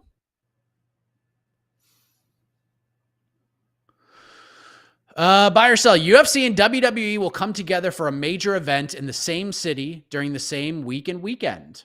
Do we see a mega UFC WWE conglomerate week/weekend? I think you got to buy here, right? You got to buy. TKO. So wait, that just formed in 2023, and I think didn't I see some release the other day that they've moved further towards whatever becoming. I can't remember. It's always like announcement, and then now it's this official and this official and this official. Either way, the gears are the TKO machine is up and running. The gears are in motion. It would be very strange for them not to, considering how many events both promotions do. The word major is in the question, so I assume they're implying a pay-per-view, which could be a little bit trickier. But even something like a Noche UFC, or again, they have gotten back on the road a bit, so I would count that too. I would count like a UFC, I don't know, Atlantic City or something. I know that's already coming up, but for example, I would count one of those road shows also as a major event for the UFC because pay-per-views would be great. Holding a pay-per-view the same weekend as a WWE, what do they call them? Because they don't really do a special event or something. What do they call their pay-per-views now? Premium live events. Thank you. A PLE, yeah. The WWE PLEs. But they just hold so many events. Both companies are saying all the right things about this partnership. This is such an easy buy. Again, I don't think it happens. Maybe not first quarter, but let's look at the summer. I feel like this would be something really spectacular to do in the summer. Really fun for fans of both. I just don't see how it doesn't happen. And unless people are saying it'll be more of a 2025 thing, which is possible, but I think they're going to hit the ground running and arrange something. The only question is major. How major will the events be? But I think it'll be enough that we'll be talking about it and saying, yeah, this is a pretty milestone moment in combat sports entertainment, as it were. So yeah, very easy buy when I saw this question. I'm looking up do we have a June PLE announced yet? I have no Money idea in the Bank. Money in the Bank is July 6th in Toronto, right? In Toronto, in Toronto, yeah, baby. So if WWE is part of UFC X in any way during International Fight Week, does that count? If WWE isn't part anyway, yes, I would think yes, that definitely counts. Yes. I'll buy this. I could see them doing like an NXT show. Maybe they do an NXT show in Vegas that week, which would be friggin' cool. I'll buy this. I think they'll do something. I don't think it's going to be like WrestleMania weekend and it's like WrestleMania on Saturday and the UFC on Sunday or WWE on Saturday. No, I don't think it'll be anything like that. But do we see some sort of event where they come together? Sure. I could see that. Yeah, this will be a fun one to revisit at the end of the year because I think they're going to do all kinds of promotional things. We'll make some near misses. We'll be like, oh, they almost did. They did it like 1 week after, or the same month, or like they themed it. It'll be fun one to revisit. I don't know if it's going to hit, but they're going to come close. They're at least coming close. Some fun combination things here. I've been saying for a long time, International Fight Week should have every MMA organization on planet Earth should be trying to host some sort of event out in Las Vegas that week, just in some way. It doesn't even have to just go 25 minutes down the road. Like International Fight Week should be like MMA's equivalent of WrestleMania. I would love to see that, but EKC just chimed. Casey, do you want me to read that on air? Give me a reggaeton. Oh, go ahead. I'll just jump in. Yeah, sorry. Yeah. No, I was gonna say 100% giant sell, considering how the UFC just promoted their last event with the press conferences of Sean Strickland and who else? Colby. I just can't see the WWE risking to put their name in the same week with events that could happen like that. WWE is a family event. Yes. UFC is not a family event. That's why I say big sell. As far as like on the same week type of co-promoting each other. That's the only reason why. But Casey, who do you think helped them book the UFC 296 DDP Strickland crowd segment? You didn't see? Come on, you didn't. That was obviously. I heard Triple H was the hands-on production agent for that segment. I don't know if you heard about that. It was. I did see Paul. I did see Paul Heyman in the back. Yes, you're right. Yeah, clapping. Yeah, he was like, "Well done, well done, boys. That's good business, boys. That's good business." All right. Buy or sell 3 or more champ fights in 2024. Oh, I didn't even think about this. Selling. Oh, yeah. It seems like is 300 going to screw things up though? Do you think? Because do you think at 300 we get at least one? Do you think they try and sneak one in there? So that's one off the books. No, I don't. Maybe they do Zhang and Grasso, but God, I hope not. So that's one. You said Pereira, Aspinall, good chance. That's 2. Maybe. I didn't say good chance. I said if they're going to do it. Okay. Yeah. No, I'm selling this just because I don't want to see it. No, O'Malley's saying he's going up. Islam keeps talking about he's going up. Gonna fight. No, because I don't think he's going to fight enough for that to happen. So this is 3 or more, right? I'm selling this. No, it's not going to happen. I'm Mike. I'm reverse jinxing, and I know you shouldn't say it out loud when you're reverse jinxing something. I'm going by. I hate it. I'm with you. I hate it so much. I hate that I'm even speaking it into existence. But the good news is, as people know, my predictions are usually very, very wrong. So I think this will work. I think I'm affecting the universe as I say this out loud. So yeah, I'm going by. We will see at least 3. Oh God, I hope that's not true. All right, last one. We'll do one more. Give us the best remainder. I don't even know how many we've done. The UFC will have more than buyers of the UFC will have more than 2 interim championship fights. Nah. Oh God. Sell. More than 2 or 2 or more? So it's more than 2. It says more than 2. That's what's getting it for me. Yeah, 2 or more. You convince me. I think 3 is a lot. I don't see why. I don't like that look on your face, my best friend. I don't like that look on your face. I'm buying this. I couldn't buy it because I think Tom Masvidal is going to defend the interim heavyweight title twice. So there's 2 right there. So all I need is one more, and we're going to get one. Oh yeah, I'm buying. I'm buying. Yep. We will have more than 2 interim championship fights. Aspinall will be 2 of them by himself. Oh, gross. Yep. Gross. There you go. Buying. Bye. That's gross. All right. Do we have any more? That was a quick one. Casey, what do you got? Yeah. We have dozens more. So. Oh yeah. Right. Give us another one. One more. Okay, hold on a second. I was getting my Oh, that's right. We still do. Oh, right. We do our champion predictions. I forgot. I know you're excited for this. I can't do worse than last year, Mike. I apparently can't do worse than last year. As you were also very close to having the pick of the year. I was. I like this. I was. Buy or sell, Muhammad Mokaev, Movsar Evloev, Merab Dvalishvili, or Jailton Almeida get a title shot in 2024. Jesus, that's a lot of names. I have to buy this, and I'll explain why. In a moment. But yes, I'm definitely buying this.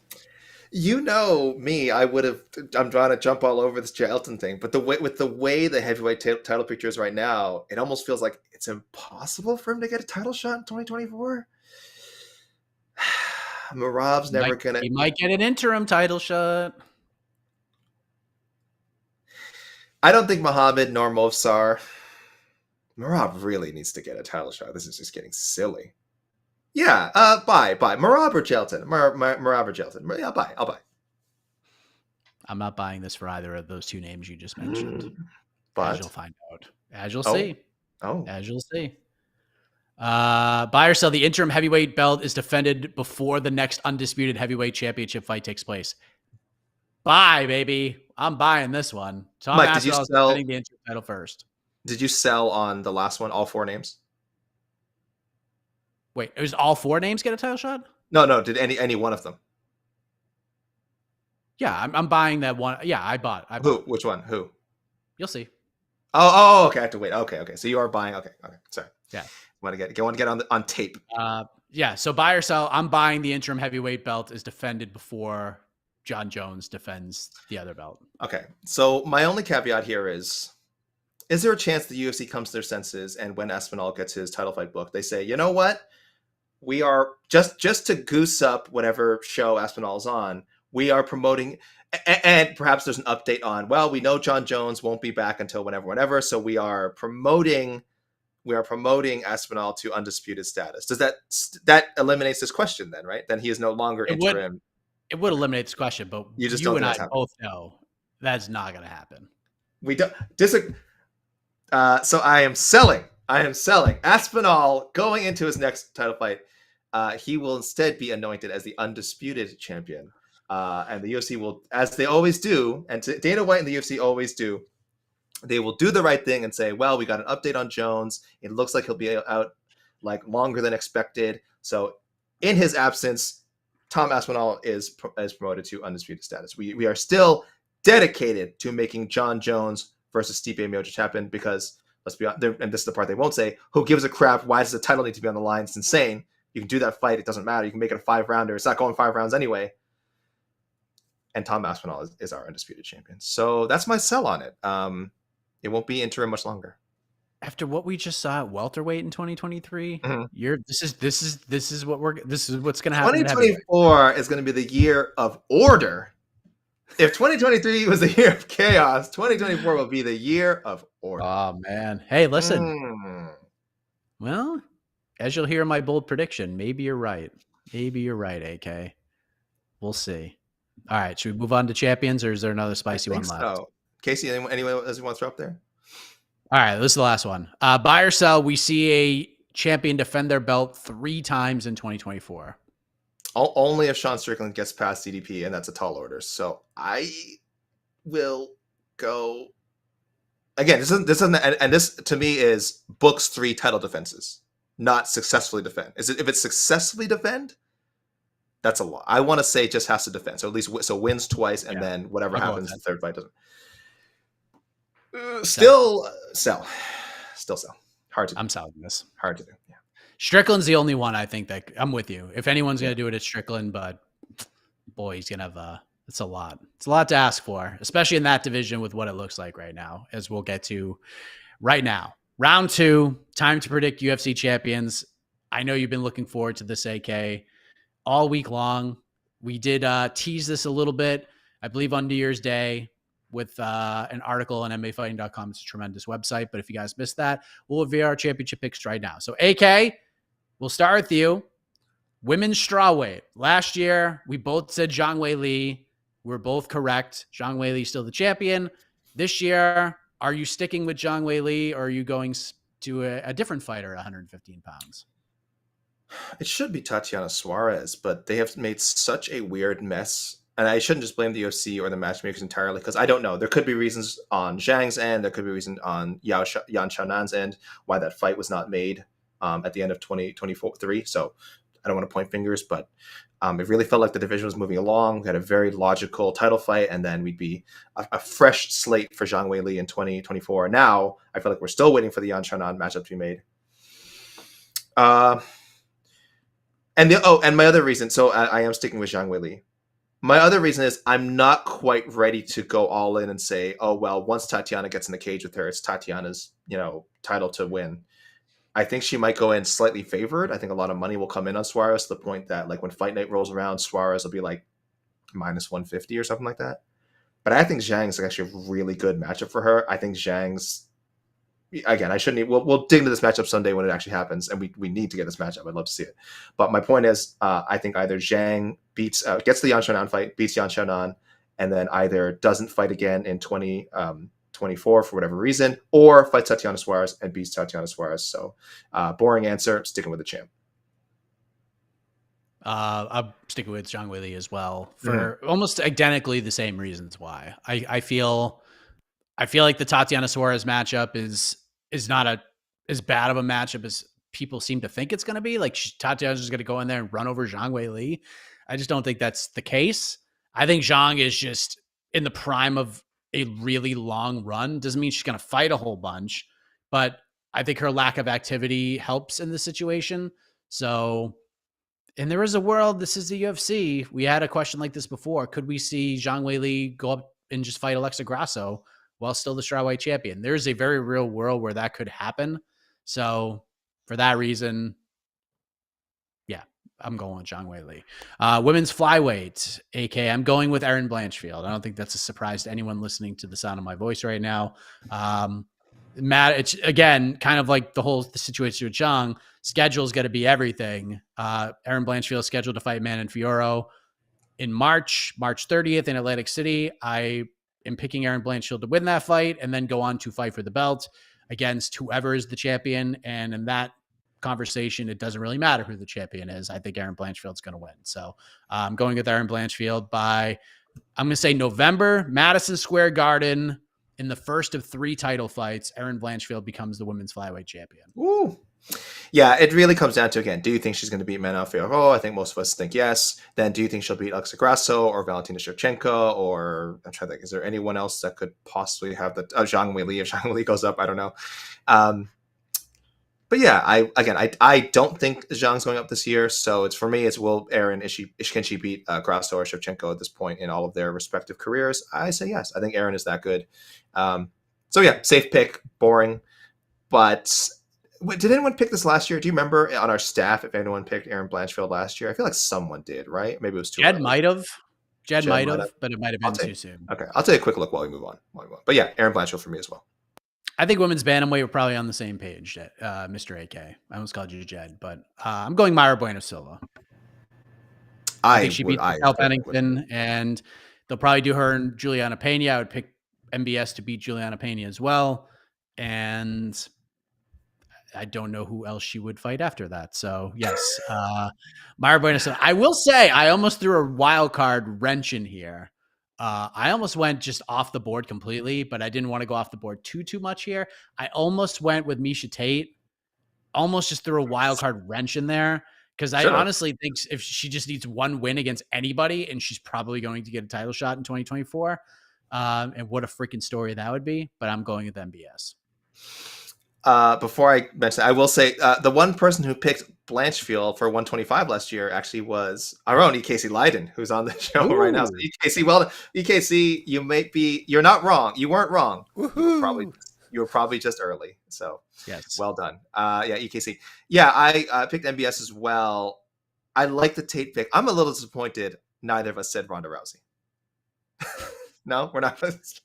Because I can't imagine anything more women's bantamweighty than Ronda Rousey coming back at UFC 300, just beating the crap out of whoever's the champ at that point, and then just not fighting, not retiring, but saying like, "Oh, I'm sitting around waiting for me," and just not fighting again in 2024 or until like summer 2025. That'd be very women's bantamweighty, and I don't think the UFC would have a single problem with it. I mean, it's fair to ask. It's kind of the annual ask, but we kind of laugh and shrug it off before we move on. Question. Do we want to throw in a women's featherweight champion here? Oh, right. Because we've done it before. We didn't last year. We shrugged it off and we're like, no, let's move on. But here's the real question. Who do you think, Mike, will be number one in the MMA Fighting Global rank? Oh, we don't do women's featherweight. But let's say we did. Who would be number one? And I think the 3 names in play, obviously, Chris Cyborg, perennial champion, Kayla Harrison, and Larissa Pacheco.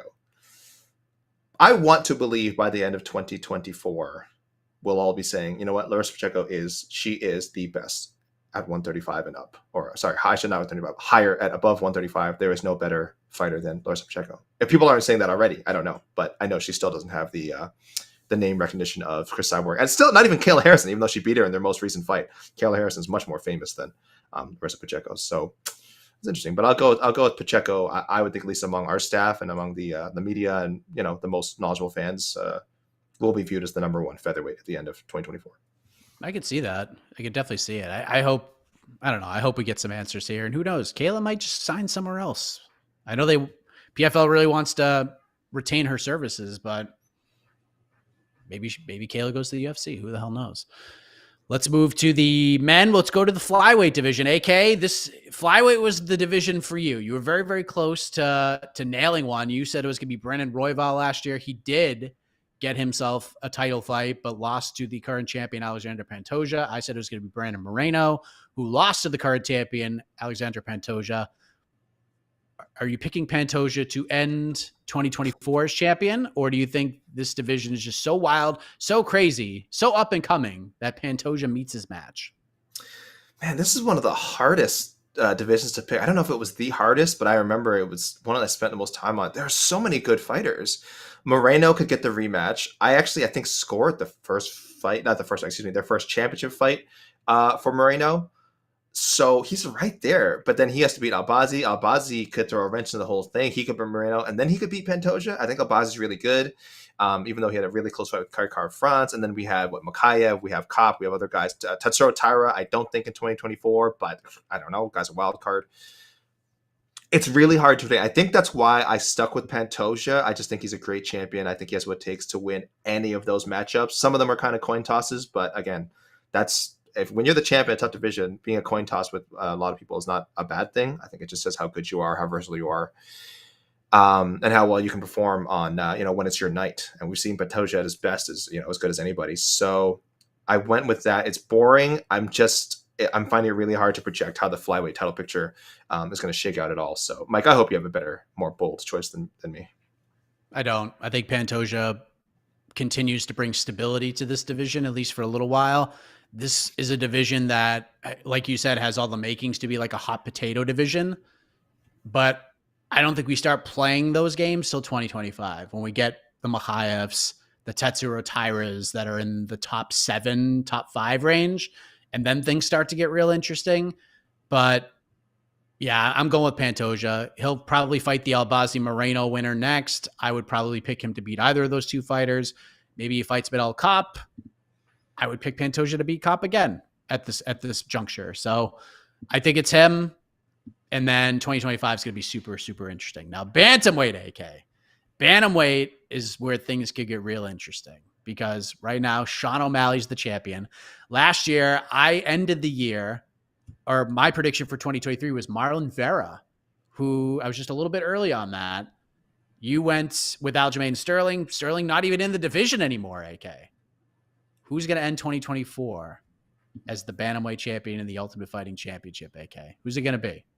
It better be friggin' Umar.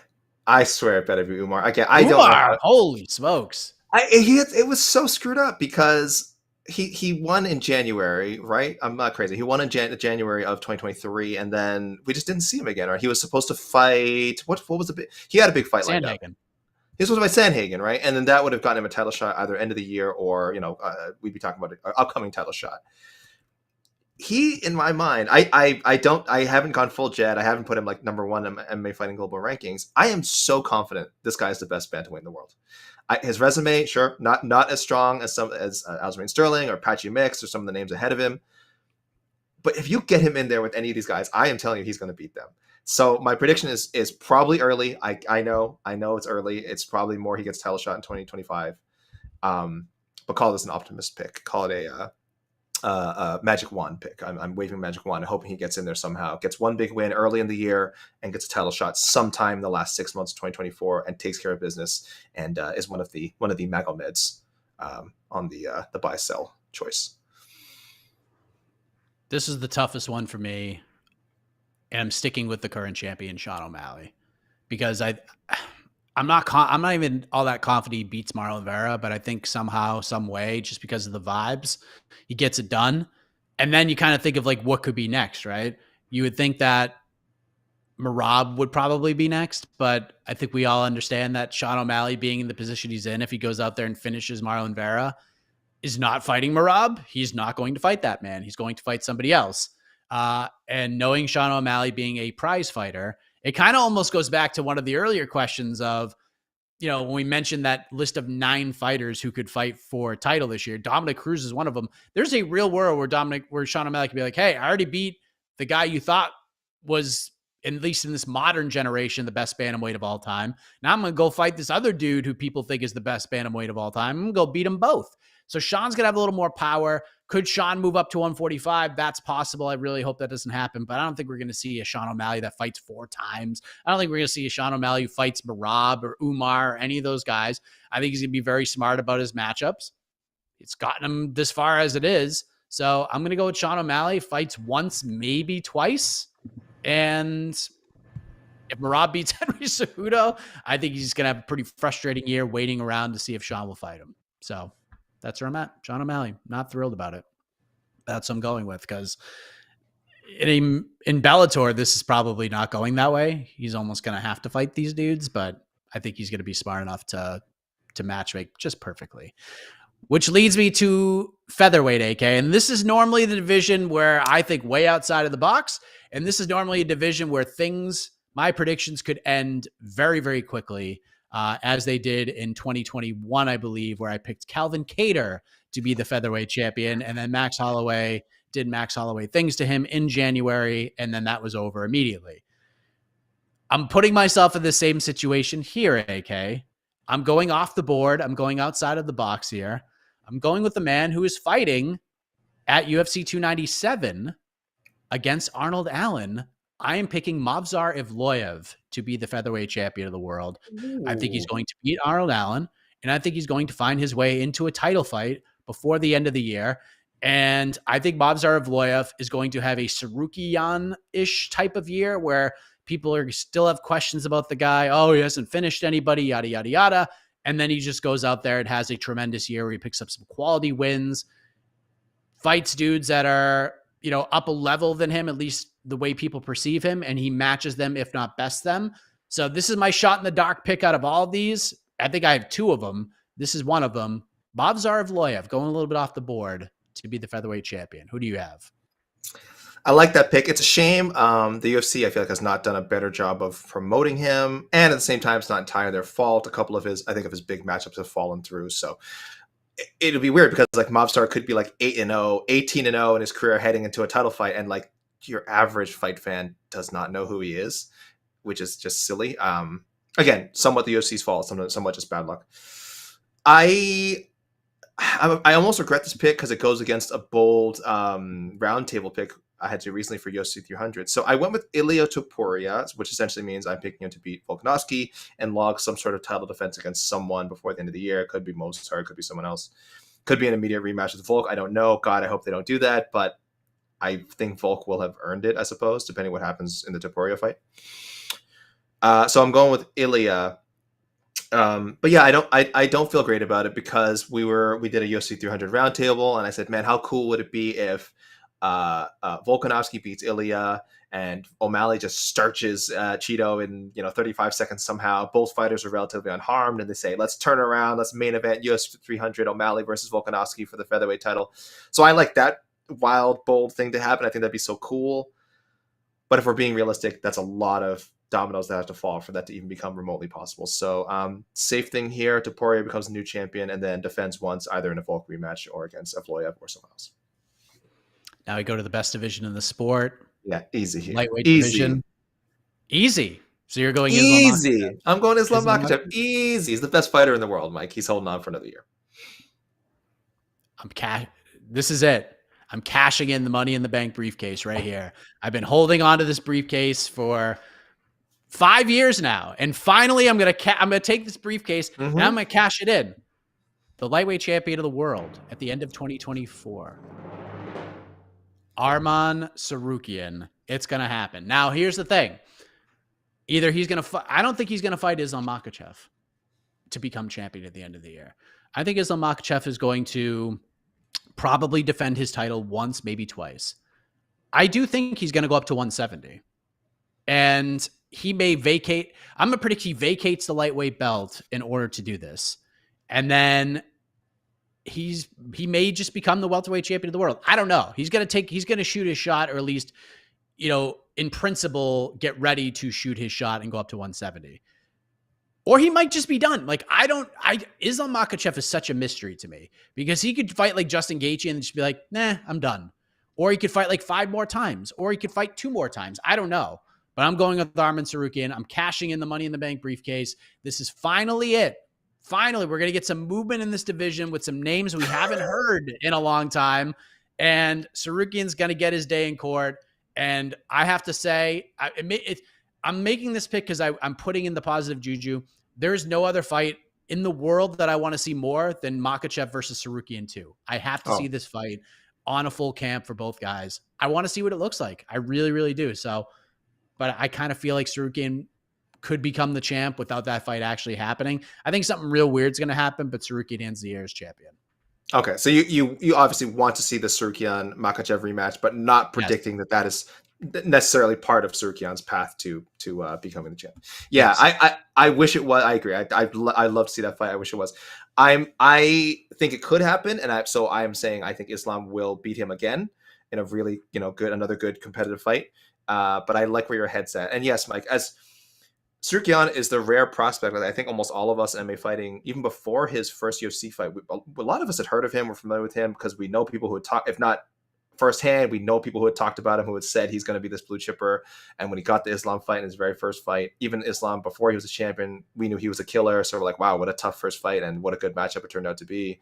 And I think even among us, Mike, you have been really trumpeting Tsarukyan's chances of becoming a UFC title holder. Of course, you thought he won the Gamrot fight. You thought you'd consider that a robbery. So he really only has the one loss. Right? It's just if you count Gamrot, it's really just Makhachev, right? That he's lost to, right, in the UFC. Yes, and he gave Makhachev a handful in that fight. Yeah. Yeah, this is your guy. Like you said, you're cashing in that briefcase. I'm taking the briefcase from you, and the bell has rung, Mike. So we will see. The bell has rung in 2024, and we'll find out. Let's go to welterweights. Who do you got here, AK? We got Leon Edwards. There's Bilal Muhammad. There's Shafkat. There's who knows? As you said, Wonder Boy could be in the mix. Like, could Michael Venom Page, Kevin Hall? Who the hell knows? Welterweight is just one of those divisions. Ian Gary, perhaps. Who's the guy? I'm sticking with my theme where I think I'm just going with the best guy. I'm not trying to predict this happening. Mike, I can't take people on a journey like you can. That is your specialty. I got to just see. I like to project that the best guy will get a title shot and finish the year. So I have to go with Shafkat. It's not like he's my Arman. Again, he's another guy who I think pretty unanimously, once we saw him fight a couple of times, we were all just like, yo, this guy's fucking amazing. He's going to be a killer. So it's not like some cool pick. The tricky thing is, will he even get his shot in 2024? I hope so. There's a lot of shenanigans going to happen. Again, people who don't deserve title shots jumping ahead of him. Leon, I don't know. Again, going up trying to chase a middleweight title. But if everything falls logically as it should, Shavkat has to get in there at some point and get a title around his waist. Mike, I forget, when we make these predictions, we're saying undisputed, right? These are our undisputed picks, right? Yes. Okay. So anyway, I'm standing by that. Shavkat Rakhmonov, UFC, do the right thing. Give this guy a shot at some point, please, and make him your welterweight champion. He's fantastic. It's Shavkat. If he gets, again, the only thing that takes this pick out of equation that he just doesn't get a title shot. But if he gets a title shot, he's winning it. He's beating either Leon or Bilal. Yeah, it's Shavkat Rakhmonov. I think he gets it done this year. AK middleweight division. I'm gonna go ahead and go first. So many times I have thrown this man's name out there in other divisions, and now it is time. Khamzat Chimaev is going to be the middleweight champion at the end of the year. I think he's got to get his shot. I know he's posted some pretty scary things about his health, but I think literally the moment Khamzat Chimaev is ready to come back, he's going to get a title fight. And no matter who he fights, he's probably going to win. So Khamzat Chimaev is my pick. I don't know how confident I am in that. I know I just seemed very confident, but I'm going with Khamzat. This is the year he finally is a pick and actually gets a title shot and wins it. Mike, why do we keep doing this to ourselves? Because I'm with you. Yeah, listen, I went Khamzat. I went Khamzat. Why do we keep doing this to ourselves? I was looking at last year. We had 4 people picking Khamzat to be the middleweight champion. The wonderful Eric Jackman, Damon Martin, Jed Meshew, and Jose Youngs. All wonderful, by the way. That was a wonderful for all of them. And New York Rick and Jed actually had Khamzat also as the welterweight champion, which several of us did that as well. So 7 people picked him to be welterweight champion, 4 people picked him to be middleweight champion, and 2 people picked him to be welterweight and middleweight champion. That's where we've been with Khamzat, and we can't seem to get out of it. And frankly, again, nothing has happened in his career to deter me from thinking he will one day be a UFC champion. I think he's one of the 10 pound for pound best fighters in the world, maybe number 1. I'm so impressed every time I see him. Yes, the Gilbert Burns fight was really competitive, but again, for me, pretty clear decision win for Khamzat. You would have wanted to get the finish. You would have wanted to see him dominate more, but that was his first UFC fight against a top 5 guy, and he won. He won that fight. Could he have done better against Kamaru? Sure, another example. But Kamaru is one of the pound for pound greatest fighters of all time. I thought Khamzat did great against him, and again, won a pretty solid decision. That fight actually was closer than the Gilbert fight, if you ask me.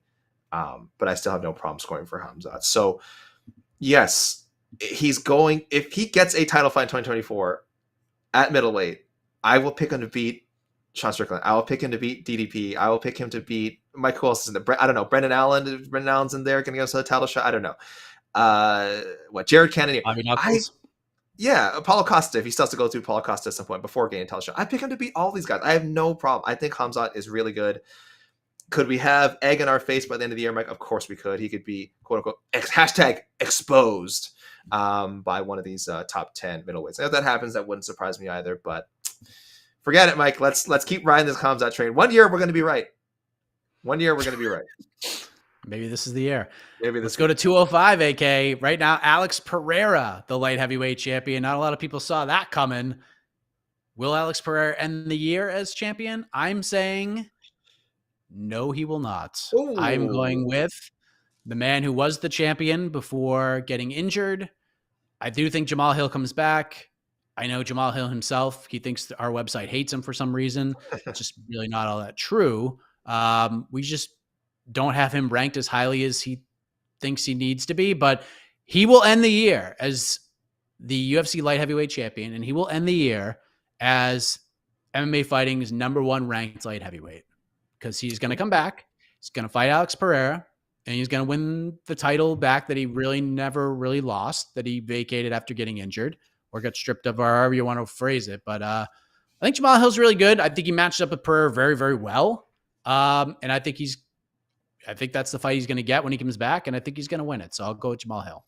Yeah, it is a really good matchup. I only favor Pereira because of the death touchery, the death touch factor, which, again, Jamal Hill's got plenty of knockout power too, so I could see him putting Pereira down, but I would favor Pereira ever so slightly. So he is my pick. Poatan is my pick to retain the title again. And this is goes with something we talked about earlier. I just don't see him going up to heavyweight this year either. So I think he's focused on 205 this year. Again, fights Jamal Hill, defends the title one more time, and has a really good year. Probably finishes yet again in the top 5 of our Fighter of the Year list. This guy's on an unbelievable run since coming to the UFC. Heavyweight, AK. It seems like I know what you're going to say. Is it a guy whose name we don't just say, we sing? Are you going with Tommy Aspinall? I should have looked at my predictions before I answered that question about will one of those 3 names mentioned before get telefied. It's Jonathan Almeida, Mike. I'm doing. Oh,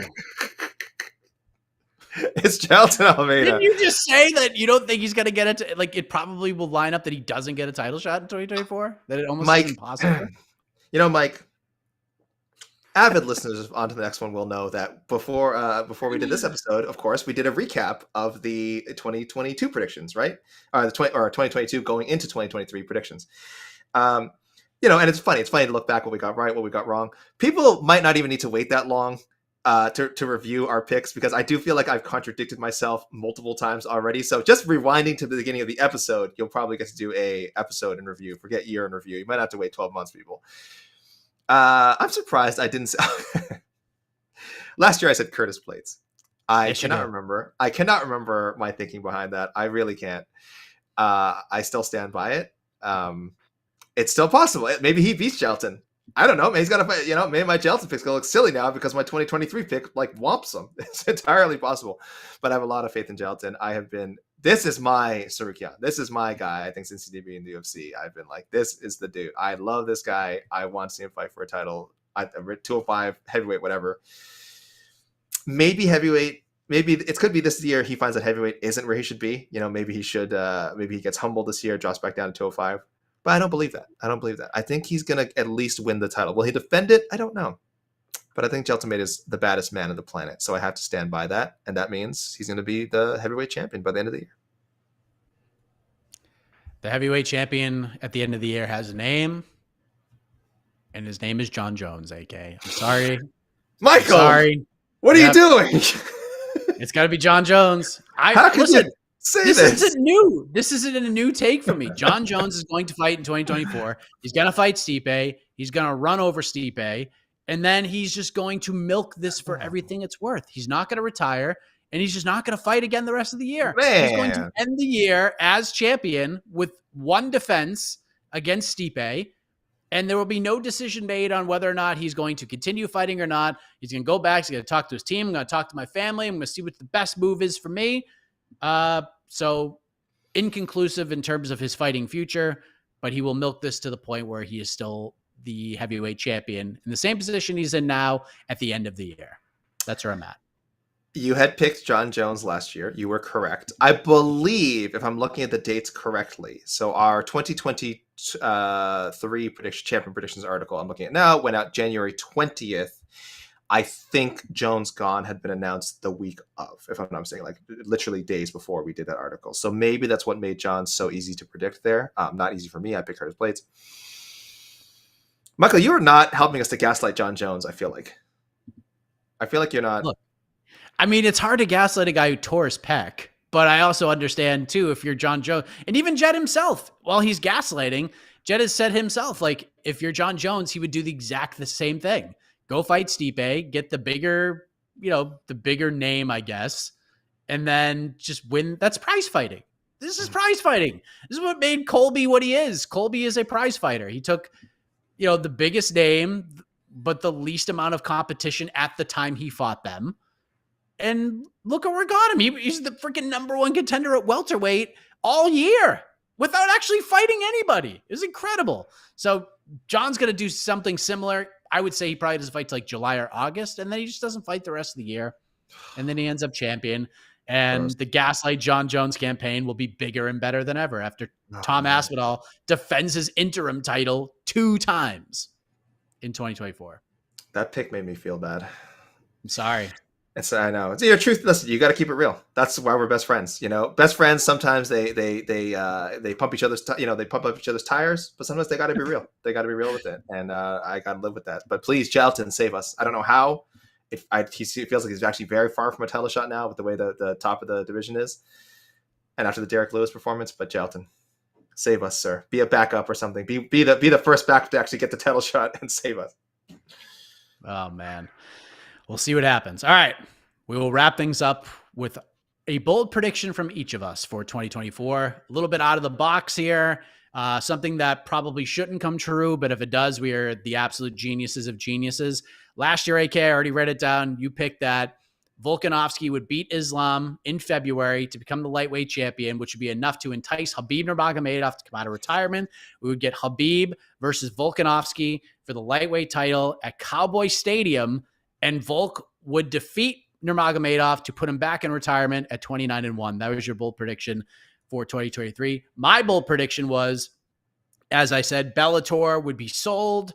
They would run as Bellator the rest of the year. Then the new owners would rebrand and relaunch the promotion under a different name, new broadcasters, new coat of paint everywhere. Mine was actually very close to coming true, but not fully true. AK, I'm so fascinated by this. What is your 2024 bold prediction? Man, first let me say, people sent us such amazing buy-sell questions that it made it hard for us to do a bold prediction because you guys set us up in such a way to like have to make bold, give bold answers or give bold buys or give bold sells. So amazing job by all the listeners, everyone who sent in questions. It just made our jobs really hard when it came to putting a bow on this whole show. I'm looking at some of the questions we didn't get around to answering, so I almost want to go with these. Someone asked, like, will there be an Apex card that's only Contender Series fighters? And I'm like, I almost like I was like, it's going to be close. I don't think we're quite there yet. That's like I think that's a 2025 question. There could come a day when we see it. But so that would have been a fun, bold one saying that will happen, but I'm not quite there. Someone else asked, will we finally see another trade between like the UFC and the PFL or one or something? And that was another fun one because I was imagining like, could the PFL trade with the UFC to get a heavyweight for Francis? Could we get again the UFC sending one of their star fighters who they don't really have a direction for anymore, Aljamain Sterling, to one championship to bring in like a Malakin to the UFC or something like that? But I couldn't come up with a really great surefire trade, and I'm also doubtful. I just don't think that trade might have been just one of a kind. So, Mike, I went in a more positive and some might say fantastical route. Some might say unbelievable. I'm actually glad that Ultimate Fighter question got brought up earlier because it let us talk about how there's going to be the new rights deal. And, the UFC is going to have very likely will have a new broadcasting partner, or if they're back with ESPN, maybe at least some new broadcasting standards, because we saw some nastiness at the end of 2023. Let's be honest with ourselves. We saw some nastiness with Colby Covington talk about Leon Edwards' dead father and all the stuff that Colby said. Also Colby said Sean Strickland is just a nightmare on social media. But the UFC has a policy that we let fighters say what they want. It's a free country; they can have their opinions, and that's fine. That's how the UFC runs their business. So my prediction is at least one major fighter. Again, this will be part of the deal. This will either ESPN, a new deal with ESPN, and ESPN tells them to tighten up, or a completely new partner that just kind of sees how the UFC handles things and says, hey, can we clamp down on some of this behavior and some of these inflammatory quotes? So at least one major fighter, meaning a top 5 contender or champion, will receive some sort of public slap on the wrist. That including Dana saying something to the effect of like, hey, we don't like to police what our guys say, but we got to draw a line somewhere, to something like that. And then this is a more broader prediction. So someone gets a public slap on the wrist, and Mike, December of 2024, we are not, when we're making our year-end list, we are not having to make a section for biggest villain or biggest, or worst quote, whatever, that involves some sort of heinous trash talk. So this is a Prince of Positivity prediction. I understand it. I know this is not the way the business works, and it never has, like, because whatever, saying horrible things to each other to promote a fight is not a 2023 phenomenon. That's a fight game phenomenon. But I'm just going to say, so I'm essentially saying it won't be as bad in 2024. There you go. That's my prediction. We've peaked. I think we've peaked. I want to say we've peaked with our nastiness at tail end of 2023. And obviously we're still going to get some of that in 2024. This DDP and Strickland stuff is so ugly and gross. But by the end of the year, we'll be talking about other things and not complaining about. I won't be being a full soy boy about. Oh my gosh, why are these fighters saying things that hurt people's feelings? So maybe this is a dumb prediction. Maybe it's impossible. But that's my bold prediction for 2024. Yeah. Again, like I don't know what is bold and what isn't anymore. Like there are a couple of things I was going to go with. One was I was going to say like Colby Covington retires before the end of the year, but that's like not really that bold. That's like something that could realistically happen. And then I thought of PFL could buy one championship and get them out of financial trouble. But then like they're almost in the same position the UFC is in now, where they become like almost not monopolized, but not Bellator won within a calendar year, like purchasing the assets of both those companies. So I didn't do this. So I went with something fun and a little more pro wrestling-y. Scott Coker will be back in the MMA space, AK. And he will come to a deal with the UFC or TKO or Endeavor and something in that family. He's not going to go to PFL. He's not going to remain with Bellator. This is going to be Dana White's stubborn, spiteful, let's take a fun jab at the quote-unquote co-leader move. And the UFC will make Coker an offer to be a part of the team, whether it be in talent relation, some sort of organizational face. When Dana White doesn't want to go to events or doesn't want to travel overseas or doesn't want to go to cards at the Apex, which he is not alone at, if we're being honest, for a lot of these cards, you throw Scott Coker in there. He can go and do the press conference after and give Scott Coker-y like PR positive directional answers. I just think that would be the funniest thing in the world.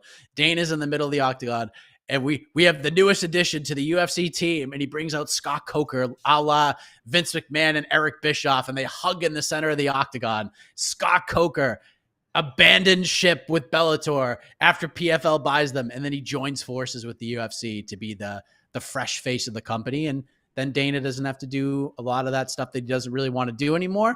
John Anik can do all the press conferences, and Dana can just speak to the media when he wants, to the media members he wants to, and then we only hear from Dana after 7 or 8 pay-per-views and after all the Contender Series cards. So that's what I'm going with. I mean, this is like bold as I could get, because you want to try to be wrong, but if you're right, like, you just look like a genius, and there's just not a lot of other things I could think of that check off all those boxes. So Scott Coker joins the UFC is my bold prediction of 2024. Yeah.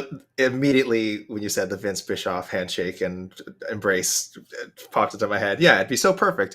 Maybe it goes along with my prediction too, my best friend. Who knows? Maybe Scott Coker becomes because sure, Dana White is the in your face, I let my fighters say what they want promoter, but maybe when it's time to crack down, it's not Dana that has to be the disciplinarian. It's like, oh, someone says something bad. Scott, you're the guy. You go out in front of the mic and you do the this He's guy. He's the VP of talent relations. He's the John Laurinaitis. Exactly, and then people can still say like, oh, see, Dana's trying to stand by his fighters, but obviously the corporations like are not letting him, so that's why they're putting Scott Coker out there to say this fighter's whatever suspended or something. Like, wow, these could go together. We did not plan this, by the way. I had no idea. It's a damn Scott Coker again. Oh, he's such a stooge, undercutting Dana White.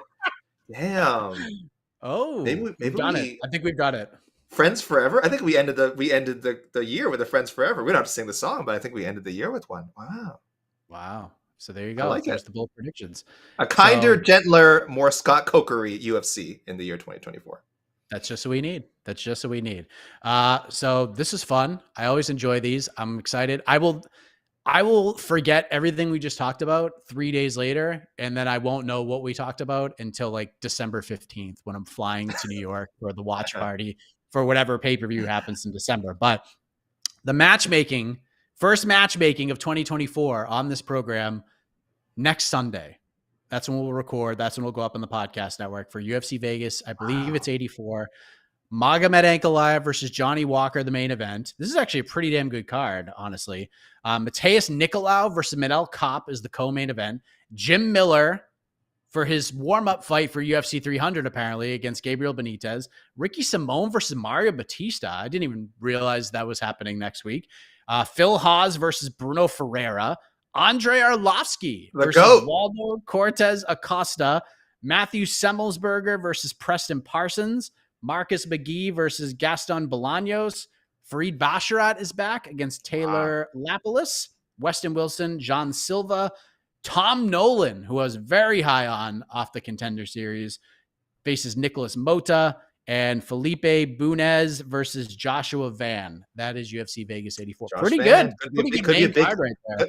Could be a big year for Josh Van. If we change our Rookie of the Year award to Breakthrough Fighter of the Year this coming calendar year, I have a feeling Josh Van could be in play for Breakthrough Fighter of the Year.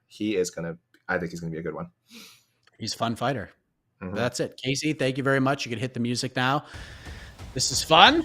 And we'll be back to matchmake next Sunday, UFC Vegas 84. So subscribe on the podcast network. For AK, I am Mike Heck. Thank you for listening. Thank you for watching. Always remember the golden rule. Don't take this stuff too seriously. MMA is supposed to be fun. We'll have more fun matchmaking next week right here on to the next one, the podcast. Good night, everybody.